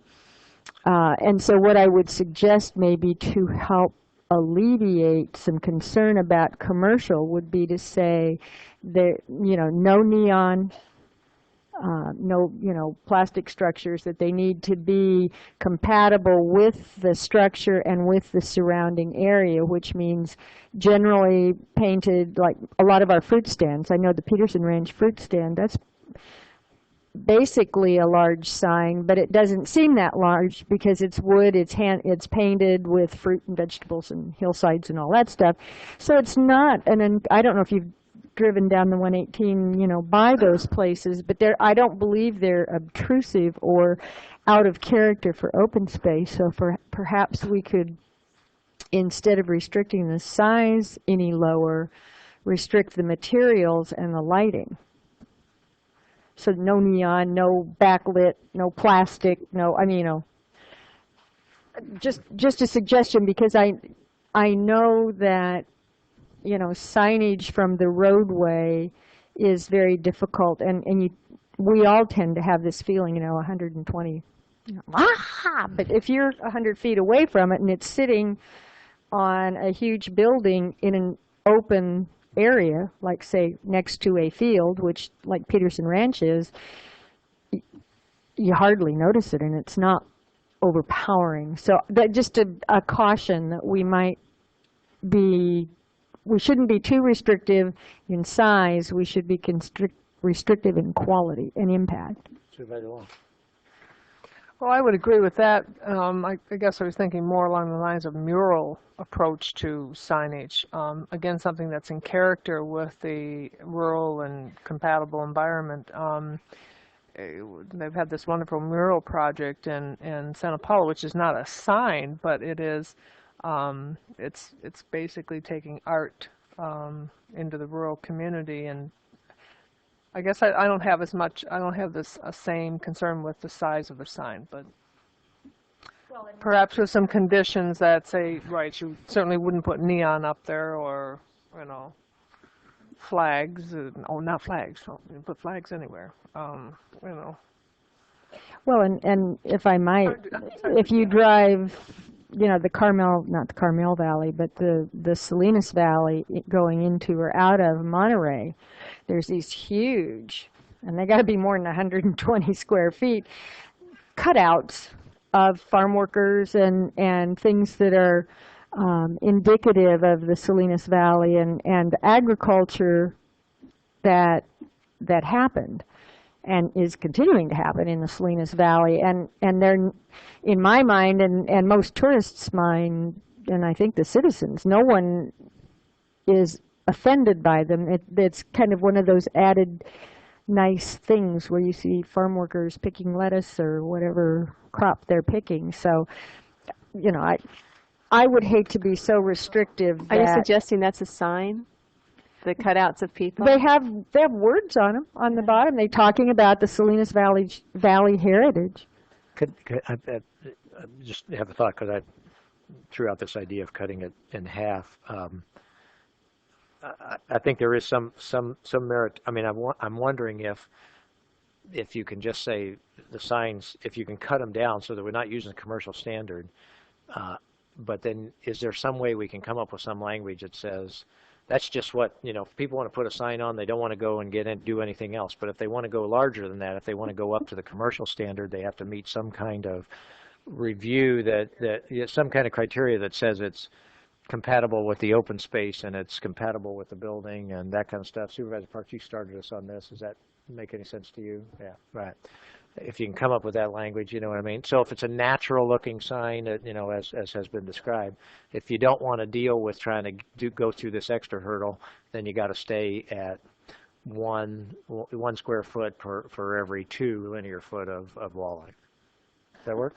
Yeah, I can live with that, and at the discretion or review of the planning director, Exactly, so we don't get into... Yeah, so we do it, let's keep it streamlined. You have good taste, Chris. Let's keep it let's keep it streamlined, but yeah, something that fits that natural approach. Okay. Everybody comfortable with that? Everybody good with that? Great. We're on. Go ahead. That's all I have. Wow, wonderful. I think I have Let everybody. me ask a question. Turning to rural tourism, final recommendations, that page 1 of 8, and then going to page 4 of 8. I presume that on page 8 is listed Article 4, Article 9, and so forth.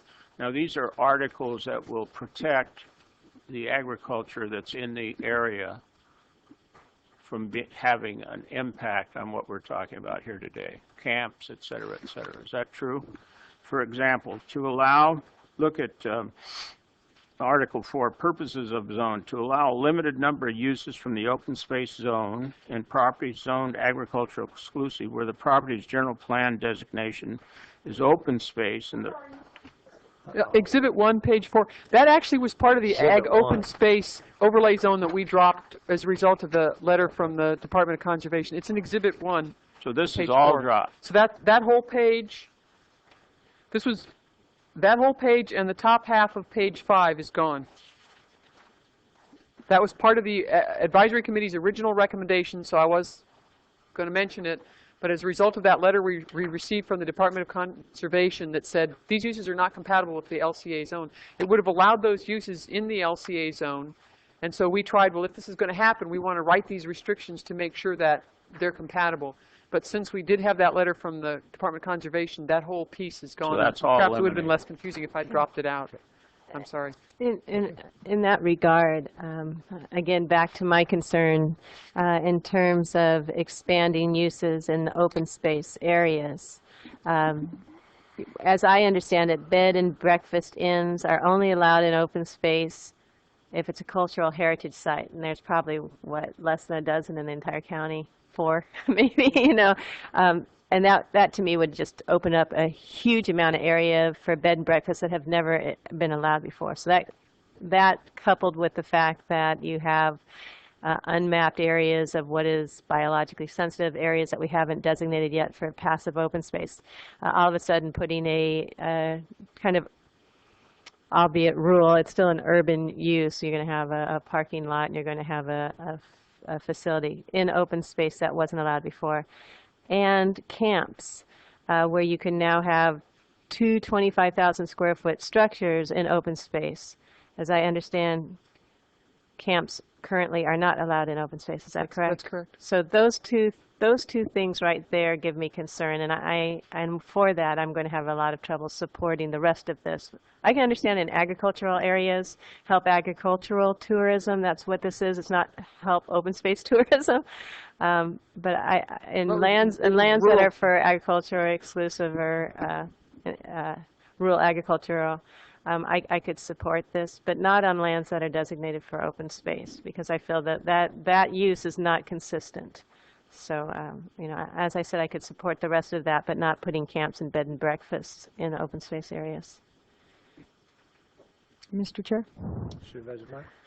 I'm assuming we're kind of at wrap-up comment time. I understand I understand Supervisor Park's concern, depending on what your definition of open space is, and you know, the true the usual working definition of open space is not necessarily a conservation area, but must be left open space and basically undeveloped, but that doesn't preclude certain uses. And if we were to start down that path, it seems to me that there's an extreme amount of open space zone land that is already being used for agriculture or for other uses that then would be eliminated. If it's zoned, I mean, they can still have agriculture on it if it's zoned open space, which they do. And so, you know, I would caution that we get too restrictive as to ruin or disadvantage the purpose of this, which is rural tourism, not exclusively agricultural tourism. It's rural and agricultural. It's trying to allow current property owners, and quite frankly, allow the public, if they so choose, to enjoy somebody else's open space, which currently, actually, they can't get on without permission. But at least this way, people would have a way to enjoy these, you know, agricultural facilities or open spaces in an environment that is conducive to them in enjoying them safely. And you know, as far as I'm concerned, if you've got operators, they're not going to let people trash the surrounding area, because that's what they're selling, is the surrounding area. And certainly there are wildlife refuges and those types of designations around the country, but open space is not a no use, it's a limited use. And I would think we would want to promote, especially for our county, we would want to promote the enjoyment and the understanding of agriculture and of these open spaces and the respect for them, and you don't do that by standing on the outside of a barbed wire fence and looking in. And so I'm comfortable with this. I think we've tweaked it down, and I would caution us in thinking that, you know, open space is strictly for no use at all, A, and B, that a lot of our open space is already in use. So I don't know how I mean, it could be pretty complicated to pick out those that are, you know. But anyway, those are my opinions, and I am supportive with the changes that the board has made. Okay. I'm really sorry because I'm not very well prepared. My mind has been on other things for a while. But can you give me kind of a scope of what you see this as doing? You mentioned bed and breakfast places, camps, and give me a scope of how that would work, say, in the Santa Clara River Valley. Okay. What are we talking about here, the big picture? In the Santa Clara River Valley, which, as Chris pointed out earlier, is largely designated AE, it would allow those who live on the bed and breakfast change would allow those who live on their land and who live in their house to operate a bed and breakfast, and basically they can have no more than 15 guests, and I think they're limited to 6 bedrooms. So they'd be operating their farm, and then they're operating, in addition to their farm, a bed and breakfast with 6 bedrooms, no more than 15 guests. These people are coming in, they're having a big farm breakfast. Maybe they're going to go out and pick oranges or lemons or strawberries or something like that. You know, it might be a Faulkner farm type of operation where, or I don't know if you all have been out to the Underwood farms out there in Tierra Rajada, where they have quite a facility there where That's they Underwood Family Farms. Pardon? Underwood Family Farm, sorry. So in terms of the Santa Clara Valley, we'd be looking at more tourists coming in and being able to stay here, and then perhaps while they're there, they take the train, the Fillmore train that runs up along the line there, and they go out and they visit the agricultural sales facilities, the fruit and vegetable stands, and buy fresh fruit, or they drive up to the Los Padres National Forest and hike on the trails there, or they go down to Sycamore Canyon and go mountain biking. In terms of bed and breakfast, they're not really offering a complete program of activities like a guest ranch would be. So in terms of Santa Clara Valley, where you have more agricultural uses than open space, you'd be having, and I don't think it's a huge number of people that are going to do this, because what you're doing is you're opening up your home to strangers, and you're promising to feed them breakfast and do their laundry and clean up after them and so on and so forth. So that's a lot of work. And you know, the other thing we're looking at is that our agricultural economy is increasingly being pinched from abroad, where you have people, where we have the fruits and vegetables coming in from other countries where they don't have the very strict environmental standards, the anti-pesticide standards, and so on and so forth. So those products can perhaps undercut our products in price. So we're trying to offer our farmers an alternative way to bring some money in so they can continue to farm and have it be economically viable. And that's really where the original impetus for this came from. Is our farmers are saying, and you know, and the committee can speak to this if they want to, our farmers are saying, we have got to do something to maintain the viability of our agricultural economy here. And this is not the total solution, but it's a piece of the solution where we can do this. And you know, again, in terms of the design guidelines and so on and so forth, which is not actually part of this, but we would look at having, perhaps through the Heritage Valley Tourism Bureau, a whole kind of rural tourism program where we would define, you know, there's the oil museum in Santa Paula, there's all kinds of attractions. This county has amazing attractions. You can go out to the islands, you can surf, you can kayak, you can hike, you can mountain bike, you can be a bird watcher, go out and look at condors, which very few places have. Let's have places where people can come into our county and spend the night, and they don't have to drive necessarily long distances from LA to go and do this. Enjoy the rural atmosphere, understand, gain a greater understanding of what it takes to get that food from out of the ground and onto their table. And again, in terms of the Santa Clara Valley specifically, that's what we're looking at. In terms of the broader range, the areas that are designated open space, the primary change would be the camps or guest ranches, which is really what we're talking about.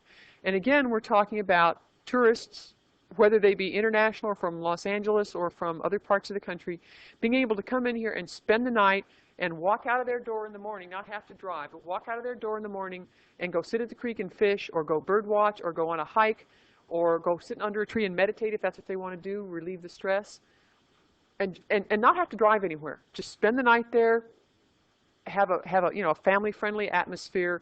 And I think Supervisor Michaels made the point, to build a constituency for our open space is also something that's kind of important. When you've done that, you feel, you know what, now I really understand why we have to preserve these areas. I've seen a condor, and I know we have to do something to make sure that that condor, that species is preserved. So, yeah, we would probably, I don't know whether we would have any dude ranches, guest ranches or no guest ranches. It's a matter of the economics, and I'm not familiar with that. But if we did, what we would be having is some people coming, either probably not local Ventura residents, other people coming into our county, spending their money here, gaining an appreciation of our wildlife, our islands, our national forest, and the many opportunities that can provide. And I'm sorry I sound like a preacher here, but I'm trying to address your question. That's what we were trying to accomplish. Okay. To let that happen. Okay. We have one speaker, and we probably ought to get to our speaker here, since we've been on staff's report and our sort of tweaking of staff's report, and that's Tim Cohen. Mr. Cohen, good afternoon. Good afternoon. Tim Cohen from Rancho Temescal, the Heritage Valley Inn in Piru. Also on the board for the Heritage Valley Tourism Bureau. And first of all, I just want to say that I don't think I've ever left this building in a better feeling than I did after these committee meetings. I was more impressed with government and certainly with the staff that put it together. So, and most of them are all behind me, figuratively and literally, I guess. But they did a great job, and again, I've never been really more impressed. A couple of things that I wanted to kind of give you from an operator. Oh, yeah.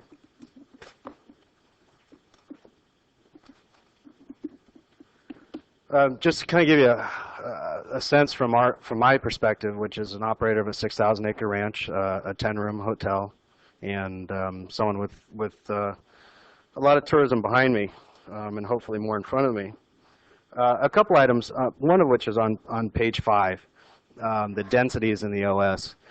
And when we first started talking about the amount of people we could have at a guest ranch in the open space, it came down to, logically, I guess, and again, I didn't really necessarily agree with it, but how many people could live in the open space? Right now, I think you're allowed 1 dwelling unit per 10 acres, which on the low end is 3 people. And although it might not be significant in the sense that I think the board recommendation was to go from 0.3 people per acre to 0.25, there's a significant impact in operating.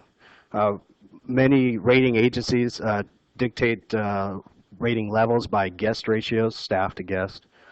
This would impact that. It would also impact the ability of the type of guests we could have and densities. Children require much more supervision than adults, although sometimes we don't think so. Children with special needs certainly require more supervision. So again, you're limiting the abilities for us to share the open space with the public. And I just, although it's 0.5 per acre, it really is significant in our ability to manage the potential businesses or however we want to get into. I had the opportunity to go to Alisal Ranch in Solvang area, and beautiful operation. Lots of families, people really enjoying, and their ratios for service to staff is certainly high because they do cater to the families. And I wouldn't want to preclude that by basing our 0.5 differential. One of the things that, again, that I would want, it's never great to be the first restaurant on the street. You'd like to have 3, and you'd like to be the 4th.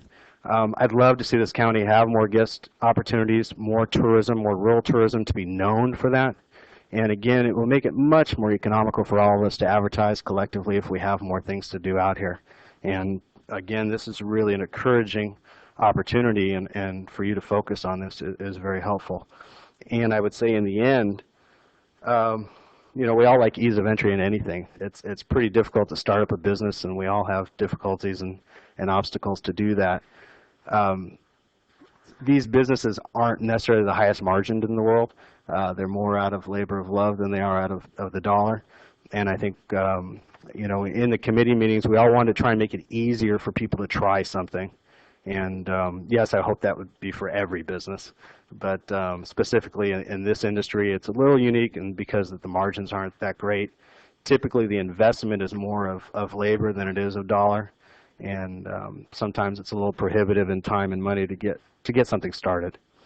But I would also summarize in the fact that this really does help agriculture. This isn't something that's going to compete. It gives us an opportunity to do something else that allows us to stay in agriculture, and certainly share it with others. And it's a great enterprise. It's a great business. It's just like anything. When you're passionate about something, you love to share it with others. And hopefully this will allow us to do that, and also make an economic impact in the rural areas. So thank you again, and really thank you to the staff for everything they did. May I ask a question? Supervisor Michaels. Can you give me a feel for your and you really haven't been there all that long, but give me a feel for your average guest patronage and your average staff? I'm sure that it depends, you know, because you have your flexible staff, so if you have more people in, you can call someone. But give me a feel for what goes on. I don't think it's probably as intense as we might think. No, like it's not. A Hyatt or a Hilton. Yeah, no. On the guest level, for someone staying in the facilities for rooms and such, your ratio of maybe 1 to 8. But when you're out in the fields and you're working, the ratios change dramatically. Insurance is always an issue for all of our businesses. There's a drive right now. The reason why there's only 3 ranches in California that do this is because it's almost impossible to get insurance. Right now, we went for a ratio of 1 guide per 6 individuals to 1 guide per 2. And so therefore, if 3 people want to ride, I have to have 2 staff members with them. And I don't know of any business that can survive doing that. So again, it depends on what we're doing. But if I have people in my orchards and they're going to start picking fruit and enjoying what I'm growing, I really have to have 1 person for each orchard row, because they're going to trip over my irrigation lines and they're going to do more damage than not. I can control them better in a restaurant. Certainly, your average staffing on a banquet per se would be 1 staff per 15 to 20. A house person can typically clean 10 rooms in an 8-hour shift, depending upon the size and what type of amenities you have. But once we get out into the country, we have to dedicate a lot of staff. And again, you know, we have a program hopefully coming in the next 3 months from Santa Clarita for a special needs group of children. And at that point, you're a 1-to-1 ratio. And I just wouldn't want to have to limit that. But that gives you a sense of what our staffing needs are. Appreciate that. Could I ask you how many acres? Did you say 6,000? Correct. Right now, would that not provide a camp for 250 people? No, it can't. It's not allowed. From what I'm looking at, what we're proposing, it would allow for a daily population of 250 people in an open space zone. And are you saying currently or under this? Under the proposed one. Under the proposed, yes, I guess it could. I don't know if we could allocate. What this doesn't really get into is I don't know what we could allocate towards that. I don't know if you would consider something already in agricultural production towards that 6,000, or if it's already not allowed. Or well, no, actually, all you need is 500 acres, and you can have 250 people. No, The reason I just bring this up is you were concerned going from 0.3 to, you know, that small change to 0.25, but actually you would need 1,000 acres for 250 people. That's overnight. And that would include staff. So for 500 acres. And I guess, I mean, I would have to say I'm fortunate that I have 6,000 acres. Yes. Very fortunate. But I don't want to be the lone person in this county doing this, and there's not a whole lot of people out there with 1,000 acres that can do this. And so one of the points was you need to kind of give us as much space as possible to allow others to do that. I'm in a different, very unique situation to say, yes, I can do this, but my fellow peers in this county probably couldn't. Well, and I was just looking as an example for yourself. Let's say if you only had 500 acres, you know, to still have a daily population of 250 or over 125 people that could stay there. Looking at someone that only has 50, you know, I mean, it just, I don't see the hardship for you, for example, and I understand you're saying, well, others with less than 6,000 acres, well, if they've got 500 acres, they still can do what you can do on 6,000. It's not a hardship. What I was trying to relate it to was the fact that if a family can live on 10 acres, and I don't know a whole lot of families with only 3 people, that was the threshold in the committee hearing that we were kind of trying to tag to. And it was, and again, it's not significant, but it could be. And so my point was, if 3 people could certainly live on 10 acres, then why not allow 3 people to visit 10 acres instead of 2.5? Right. I know we do have a minimum lot size of 50 acres, I believe. So, but I appreciate the concern that these aren't huge money makers, and it is a way to actually encourage yourself and others in your walk of life to continue by giving them some extra revenue also. So, and you do seem like you have a fun place there too, I have to say. Oh, we do. Yeah, we enjoy. Something worth going to for sure. Thank you. Thank you. Do you have your light on? I do. Okay. Thank you very much, Thank sir. you. Appreciate it. Okay. That was to remind me. Okay. Supervisor Michaels. Back to this discussion of the number of people allowed. If I understood correctly, the change that you made included staff, whereas these others, your examples here of other working ranches or dude ranches. Those were guests only. Those are guests only. Right. So it seems to me that basically for safety as well as anything else, what would be the downside of saying that taking staff out of that equation and it's only 0.25, if the board wants to stay that low, at least remove the including staff so that those flexible staff abilities are there. And then also, in my mind, that adds, you know, safety for the people who are visiting, and certainly protection for, quite frankly, for the environment and the land around. Because if you've got more staff to watch out for people doing silly things, and preventing them from doing them and educating them on why they shouldn't do them, so I think to restrict it to a total is a little unfair, because mostly what's going to happen is people are going to lower their staffing levels in order to get the paying customer in.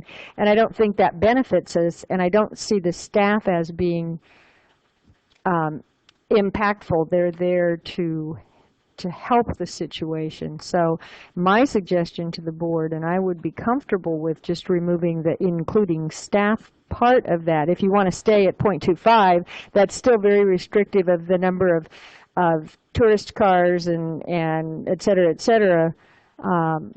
because I would assume for a great portion of these, and maybe I'm assuming too much, but in an ag operation or even a dude ranch type operation, a lot of that staff is already there on a daily basis to take care of the horses and the corrals, any other stock that's on the place. Got to take care of the working orchard, the producing orchard. They're already there, but I don't know how how do you.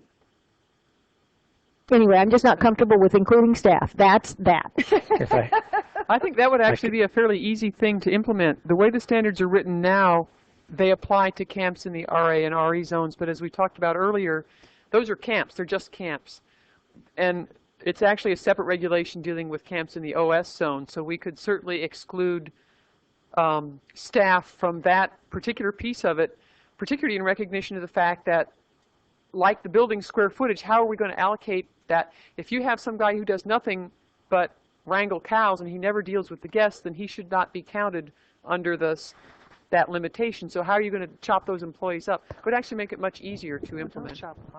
Oh, please don't chop them up. That's just so destructive. It's hard on the personnel, you know. Are we It's going hard to to keep people that way. Well, I appreciate what you had to say, but I am coming at this from a very cautious standpoint. It is a new thing that we're doing. I think staff has really done a good job of trying to incorporate the comments, the spirit of the comments that we made last time. And so, so just so you know, I mean, I appreciate what you're saying and why you're saying it. I wouldn't be ready to eliminate staff at this point in time in terms of the ratio. Supervisor Wong. Well, and I would. I think that is a good suggestion. And I have to go back to the things this board has already committed to over the years in really trying to protect, promote the agricultural industry and the open space. And I can only look at the Santa Clara Valley and our support for the Heritage Valley Tourism Bureau and our support and investment in that and Rancho Cumulas and our investment in streamlining our festival event process and providing a easier process to promote festivals which bring people to that valley, which are truly the discretionary dollars that help both the communities and the agricultural small businesses out there in our fruit stands. So I think this has been brought forward to us in a very conservative model, frankly, and I was looking at supporting keeping it with the recommended 3 per acre, 6 guests. But if we remove staff, I think that makes common sense in looking at the variety of operations that may or may not occur through this rural tourism model. Some which may have investment in folks working in the fields and totally separated from any kind of a guest operation, to that single one that may just say, you know, I've always wanted to have a B&B. And so that's the only thing they start up and do. So then they have a different demand or need for what may be the staff-guest ratio. So I frankly think that taking the staff out of the equation might be a cleaner process for both our staff to monitor and issue permits and all of that goes with it, as opposed to leaving that much of a variable in there. In the interest of... I would just give another example while we have the idea of, you know, people coming to a camp, not a bed and breakfast, and going on a horse ride. And there's also those things like Boy Scouts where they have, you know, dozens of staff members who are the leaders, and the boys that become the leaders are not, the dozens of Boy Scouts are just the staff, and then you have rotating troops coming in or several troops coming in. So I mean, it will affect the numbers on site, and I just want to make sure that if we're going to affect the numbers on site, perhaps even a third of them being staff, we just have to make sure that there's adequate, you know, facilities there in terms of, you know, whether you can use Andy Gumps or whatever is going to be there. We need to make sure that there is sufficient infrastructure there to accommodate it, and that it's not unduly burdensome to the neighboring landowners. So, just a point of clarification, our Boy Scout camps are in the RA and RE zones. We don't really have them in OS zones. And I was thinking that we were going to make this change only for camps in the OS zones. If we're going to make this change and ratchet it back to guests only for the RA and RE zones, I just need clarification on that. No, I would just say the process you're looking at is fine. Is that right? Right. What my intention was the OS. That I would like to see us not make it cumulative with staff, that it ought to be guests designated as 0.25 guests is the density, not guests and staff, because I think that's, I just think it has a safety problem as well as a lot of other issues with it. And it could have an economic bottom line problem. But to add on that, and I understand Supervisor Bennett's, you know, cautious nature, but we're not inventing something new here. If you look at most of the counties up and down the state, which I did, rural counties, they're already doing this, and they're, quite frankly, not even as restrictive as we are, but you're not seeing a big negative impact. You're actually seeing a positive impact. So that was, you know, my basic concern is that I think if we go to 0.25, there's an economic, I mean, that helps with the viability of somebody coming in here and wanting to do it. And if we exclude staff, that improves the quality of the experience for the people who are there, their safety, and also the protection for the ranch and or the open space, you know, whatever people are doing. As we know, some people who don't live out here don't understand what you shouldn't do out in the environment. And so that's my reasoning, and I really hope the board would consider not including staff in OS. Well, I hear where these, I'm not sure what Supervisor Parks, do you agree or disagree? And then where Supervisor Flynn, we need to move on this. Well, you know, the way I'm going down on this vote altogether is that I don't have a problem if it's not in passive open space areas and it's not in sensitive biological areas. I'm willing to support it, but I need to have that excluded. And I know we are coming back with studies in the next year or so on both of these to establish those. And then I could see looking at expanding the open space uses. But right now, until we have that mapped out, I can't support expanding uses in open space. Okay. So, Supervisor Flynn, do you want to exclude staff or not? I think I would go with what Linda says. Support that. Okay. All righty. Okay. So I'm not sure what that meant. Yeah. Is it? So you're not excluding staff. No, She's she not. doesn't want to deal with She the open doesn't want space it at to all. happen in open space at all. So she's basically voting against. The whole thing.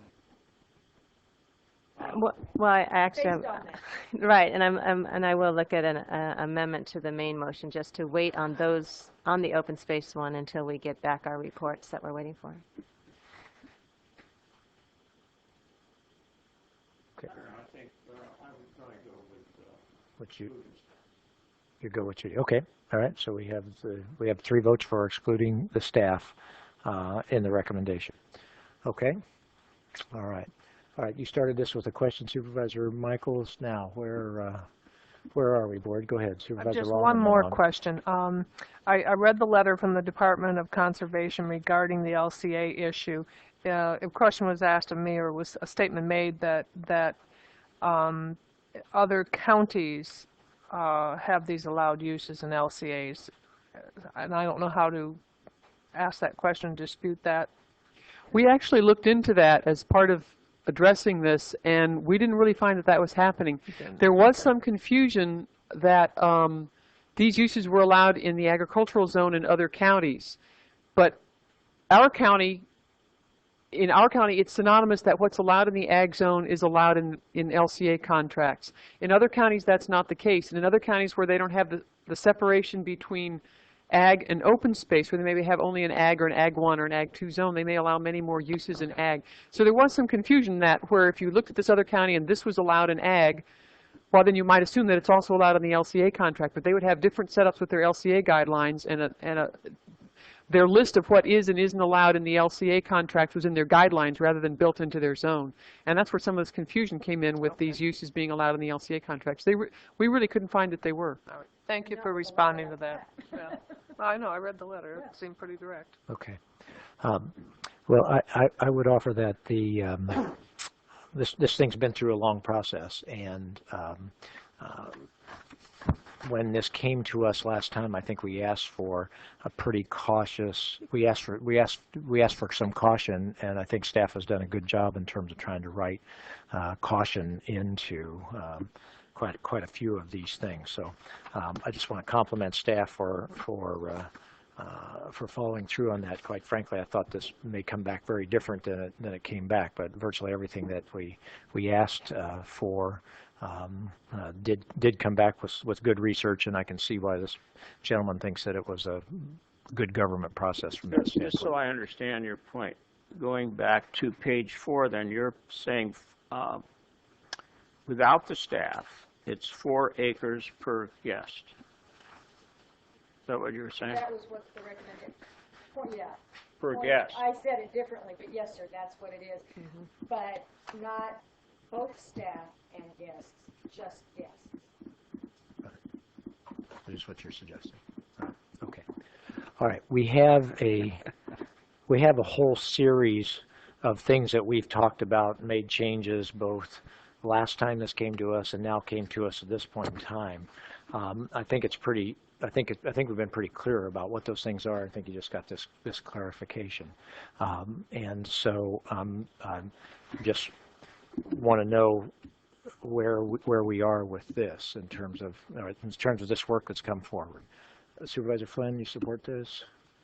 Let me hear your argument again.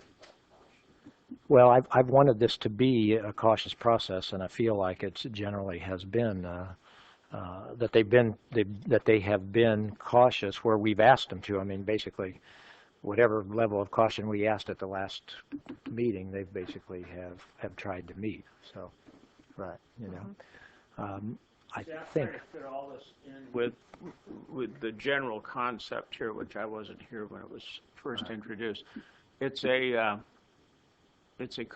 model somewhat like other models in rural counties, not the same. Napa has a model, and so forth. I still have a concern, overall concern about how all of this works with agriculture, with farming, with everything that goes into farming. And so this is a major step here. So I'm kind of bothered about it. Yeah, I certainly would agree. It is a major step, and that's why I've wanted to approach it real cautiously. And then they've been at this for a long time. As not a farmer, I can't really address. I mean, we had Earl McPhail and Rex Laird sitting in on our committee to to bring forward the views of the agricultural community and Craig Underwood, but myself, I can't really address the literal impacts of this. Right. Let me ask you, with your permission, what did they say about this issue we're talking about? Rex, for example. They were in favor of these recommendations. Rex came to virtually every meeting and was real hands-on involved. Kind of bouncing all over this issue, but that does mean a lot to me. What Rex, I think we have to move with caution. I'm going to change and include the staff per acre. Does that make sense? Include the staff? Guests and staff per acre. All right. Mr. Flynn, switch back. I think we're now, just to be clear, we're now 3 votes that direction. Okay? All right? Okay. And with that, the motion to accept these things, somebody willing to make that motion? Yes. Supervisor Michaels? I'm not exactly sure how to delineate each of these, but I would recommend approval based on the comments and the individual approvals on the items of the board during the conversation. And on the one particular item that we go with 0.25 persons per acre, excluding the staff. That was an absolute that we talked about. And that I don't know if I have to delineate all of these. Excuse me, I just want to be clear on that. You're saying excluding staff or including staff? Excluding staff. Oh, you went with them. Yeah. Oh, I'm sorry. I misunderstood what you were saying. I thought you were on that side. Okay, well then. Position, So we could second that, but we wouldn't get a third. That's right. Okay. Well, let's try the fourth. John, you want to come back on my side? Yeah. Well, you always look for kind of sources, and when Rex says something about agriculture, I have to listen to that. Right. No, he recommended 3 excluding staff. That was the committee's recommendation, or 3 including staff. Including staff. Their recommendation was 3 and 6 including staff. What our staff has now done has lowered that. Yeah, so that was not Rex's with the staff. Okay. Then I changed my motion. my motion is to, are we approving or just receiving and filing this report? Yeah, there's two parts to the recommendation. Just to receive and file the report, I think the items that you have been talking about and amending and changing are on this part 2, which is to direct staff to proceed with these amendments with the tweaks that you've just talked about. That's my motion. Second. Right. Second. With the tweaks, and that tweak includes the staff's recommendation on Correct. We're staffing. clear on that. And to remove hothouses, greenhouses from the botanic gardens, and then crank the square footage down. All the other stuff. Yeah, Oh, yeah, everything. we were in agreement on everything else. There's only this one issue. All right? And I think that passes 4-1. Well, I would like to throw out another option, and that is that we delay or not move forward with the expansion of camps and bed and baths into open space until after staff comes back with their mapping of what is in the sensitive biological conservation overlay zone and what's in the passive open space overlay zone. I don't accept that friendly amendment. That's why I'm making it an amendment to the motion, and I understand it's not a friendly one. So because I think, you know, this is an expansion of use, and there are areas that we don't know yet that may be included in these mapped areas that shouldn't be developed.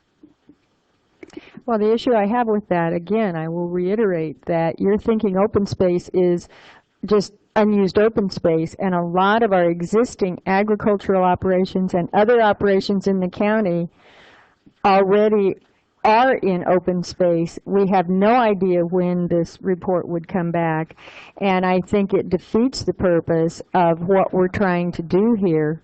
Given the amount of work that the committee and staff have put in on this, I think we need to move forward, and at some time if this other comes in, first of all, we're not going to see a rush of people doing this. It's not like there's 35 people lined up with permits in their hands out the front door. This is going to take a lot of effort over a couple of years to build this idea.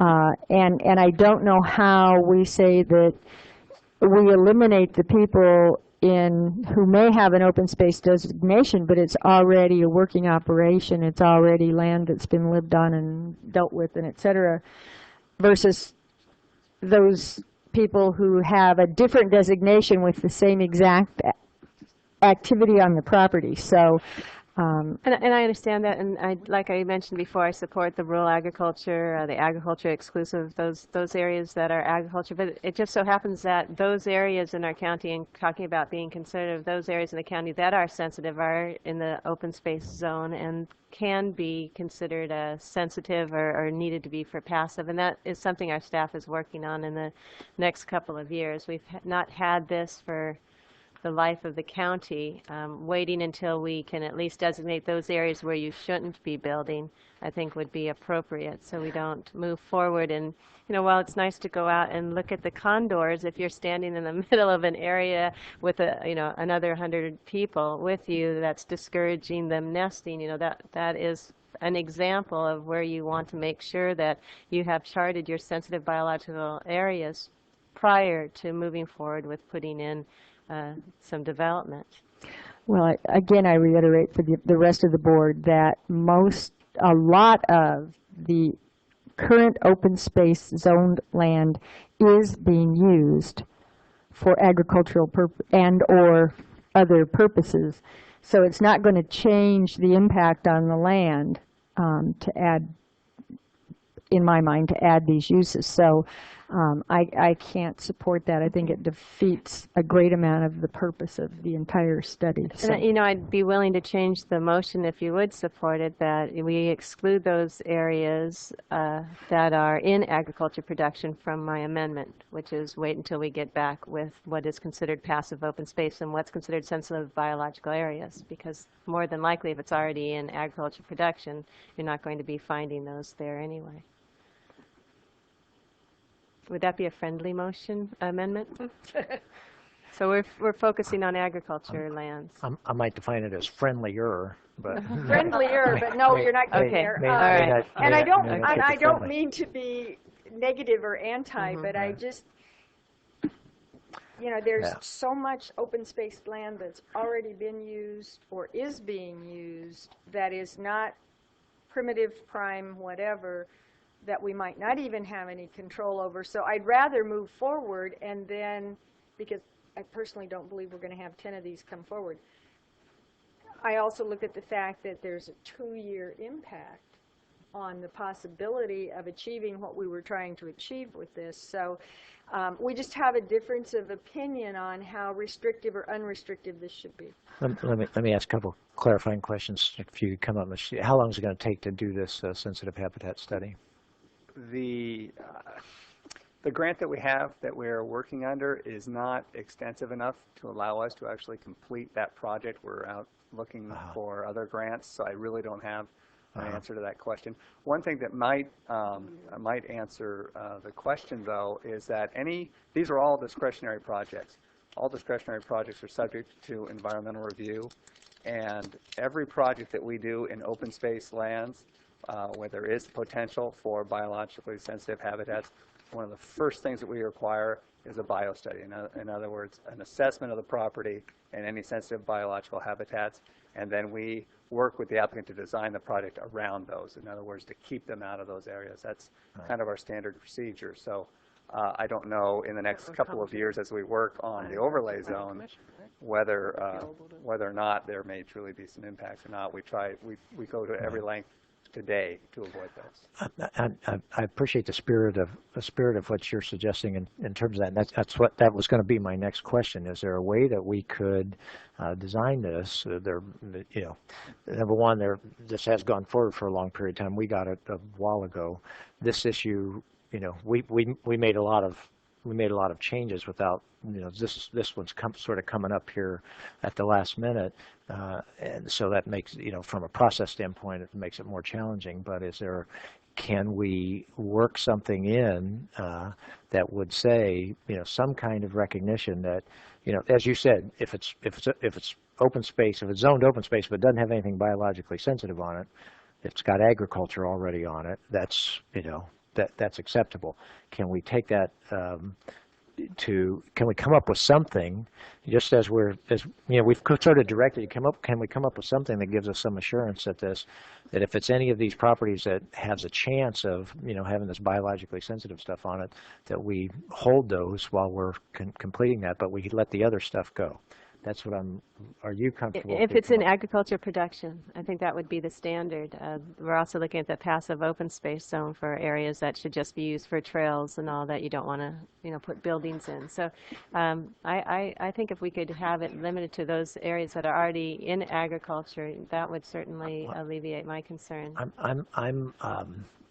I think that this point being made by staff that letting people get out there, if they get out into the open space areas properly, allows them to appreciate it. I think of the Ojai Valley Land Conservancy, I think of those groups, they're constantly trying to get people out so that they appreciate the area. And so I'm trying to capture that also,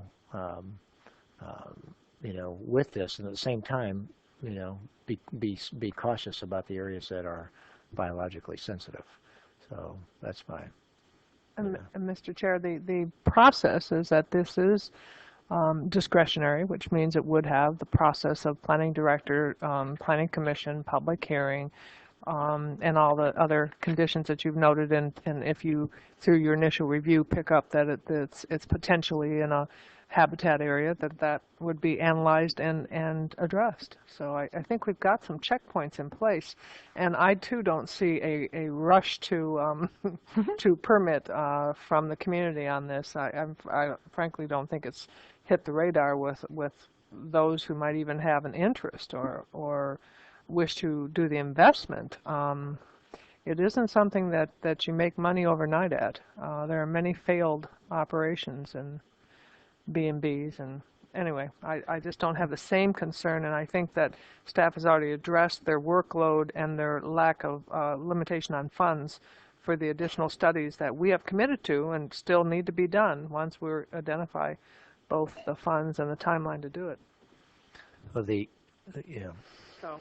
the fact that there are only that staff's only found 3 camps is, you know, would be somewhat indicative in terms of the number and stuff. But is there, besides agriculture, is there any other language that you could be comfortable with? Yeah, just looking at putting 25,000, 50,000 square foot buildings in areas and inviting a couple hundred guests in areas that, you know, can impact open space is a concern to me. So I would just like to have that pulled until we can have a better idea what areas. And it's not just a specific plant, for example. It might be, this is where the mountain lions roam, you know, it could be. They'll learn to go around. It could be a wildlife corridor that we're looking at. And with every CUP, you can have impacts and you can mitigate those impacts to an extent, but it is absolutely opening the door on putting some urban uses in areas that otherwise would not be allowed. So without first having some protections in place, I can't support it. If we think about the Newhall Ranch project and the settlement with the county, with our county on some of the issues, some of them were, if you look at them carefully, really violated what Supervisor Parks is talking about, I think.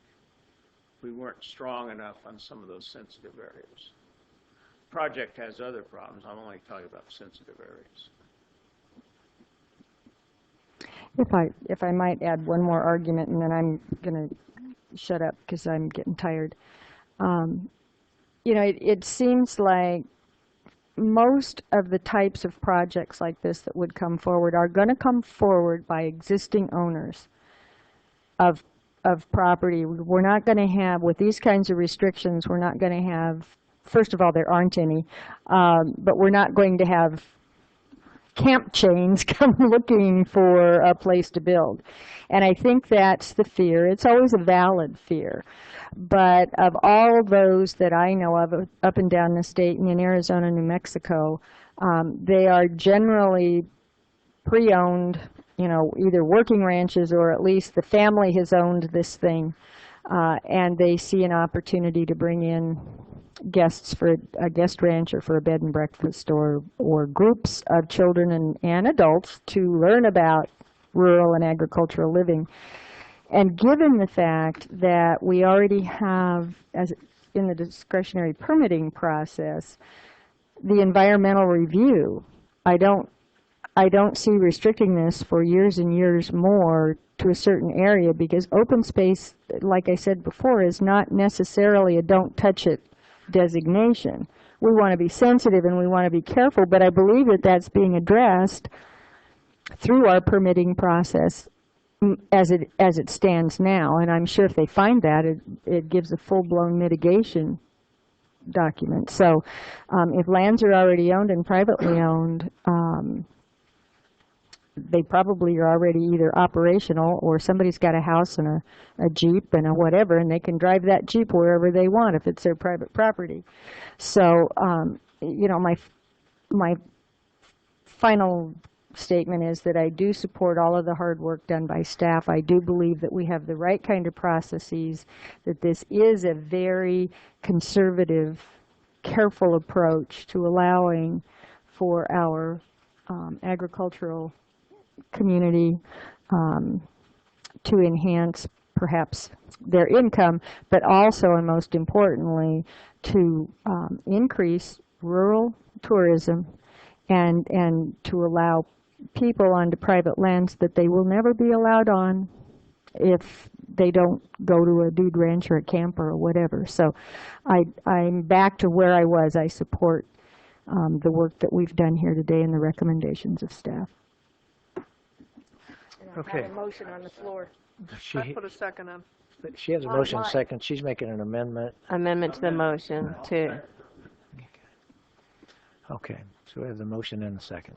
Right. My concern is just the my concern is this issue of caution, trying to be cautious.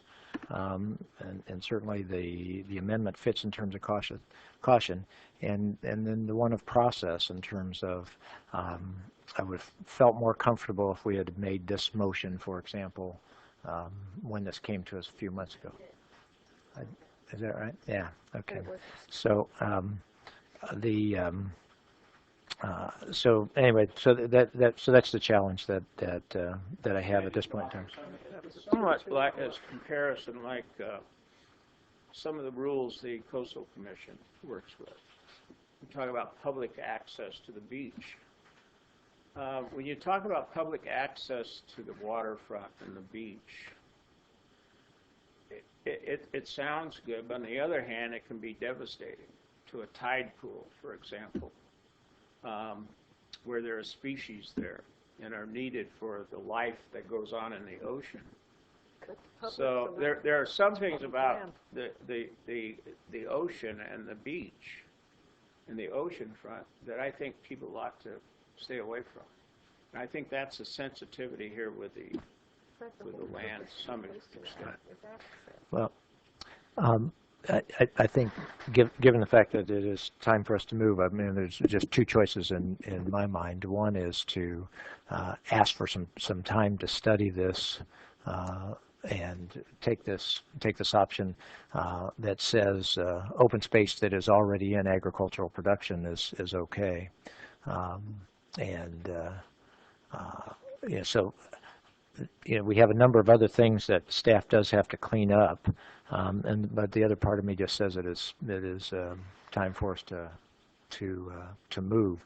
I don't know if anybody sees any benefit in terms of this issue coming back. I'm going to give anybody a shot at that, but I will be inclined to. Your question on how much open space ag is in open space, I expect we have that pretty readily through our, well, maybe just through the LCA reviews, maybe not all of the. Would that include cattle ranching? Yep. An existing production use. I would expect. We could probably get that today. Certainly we could pull out the LCA contract. Yeah, but they're being excluded, so what difference does that make? Sorry, you're as tired as I am, aren't you? by excluding the expansion of the bed and breakfast and the camps into open space and still going forward with the rest of it, it also gives us an opportunity to see how it's working. And I don't think it's forever. It's just until we come forward with these two overlay zones in open space that we have been pursuing and running out of money for and looking for more funds for. Okay. But in a way, I think of it as it's a test. You'll be able to see how it works and before you go and expand it further. So I think that would be a cautious approach too. Okay. Well, in the interest of caution, I think that's the approach that I would take at this point in time. And Mr. Chair, I call the question. I think that's what he said. That's what I know, but I'm calling the question so it's official and we can just go there. All right.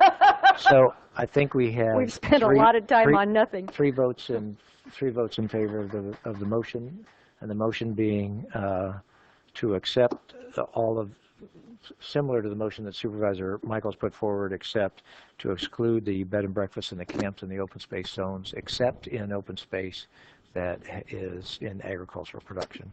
Mr. Chair, you can't do that. What's that? I had a motion and a second on the floor. Well, but she's making an amendment.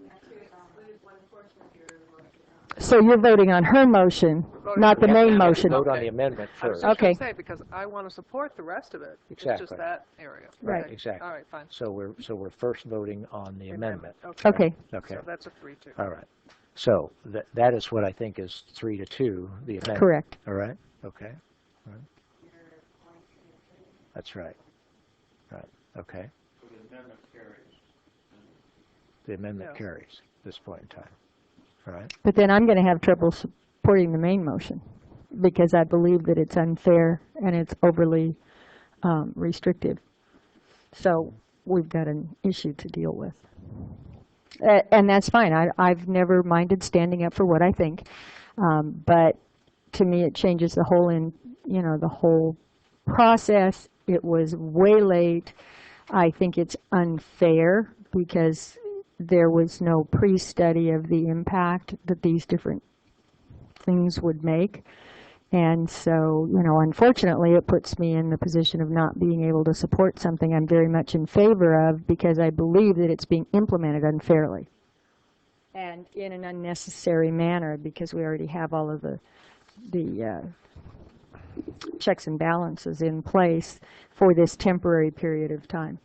Supervisor Long. You know, and I appreciate that, but at this point, I want half a loaf better than no loaf. So I'm going to put forward the motion on the rest of the items as discussed and changes made through the discussions to support the work of the Rural Tourism Grant so that we can move ahead and get some of this up and implemented. With that, I understand, but let me withdraw my motion so that doesn't have to be an amendment. I withdraw my original motion. I'm not going to. I'm withdrawing the motion. Okay, then I put forward the motion. You're right. Then I put forward a motion to adopt the rest of the recommended actions as discussed. And with, you already have the amendment that excluded it, so.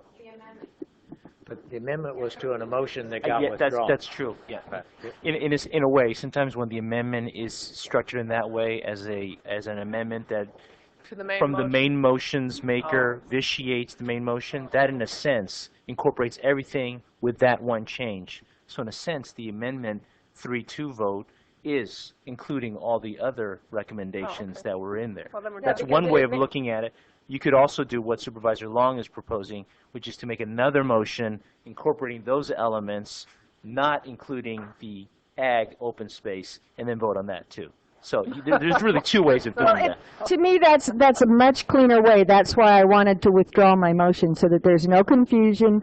I clearly understand, and unfortunately, you know, I mean, sometimes half a loaf is better, you know, and I understand that, but I'm not too sure that in this case half a loaf is better because of what it does to the intent. So that's why I'm withdrawing my motion so there can be a very clean, clear-cut motion that can be, you know, voted yea or nay. So you got the floor, Supervisor Long. It's not. No, she's going to make a new. She's going to make a new motion, including Linda's amendment. Right. And So that is a one motion. One motion that adopts the recommended actions as discussed by staff with including the amended action. Okay. We got it. Pertaining to the open space area. Is there a second? I'll second. Okay.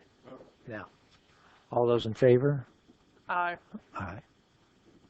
Are you in favor? Aye. Opposed? Opposed. 4-1. I did say it. It was a very good discussion. It was. It was. The CEO, the blood is... Okay. Do we have anything else? Yes, blood. No, I don't believe so. All Do right. we?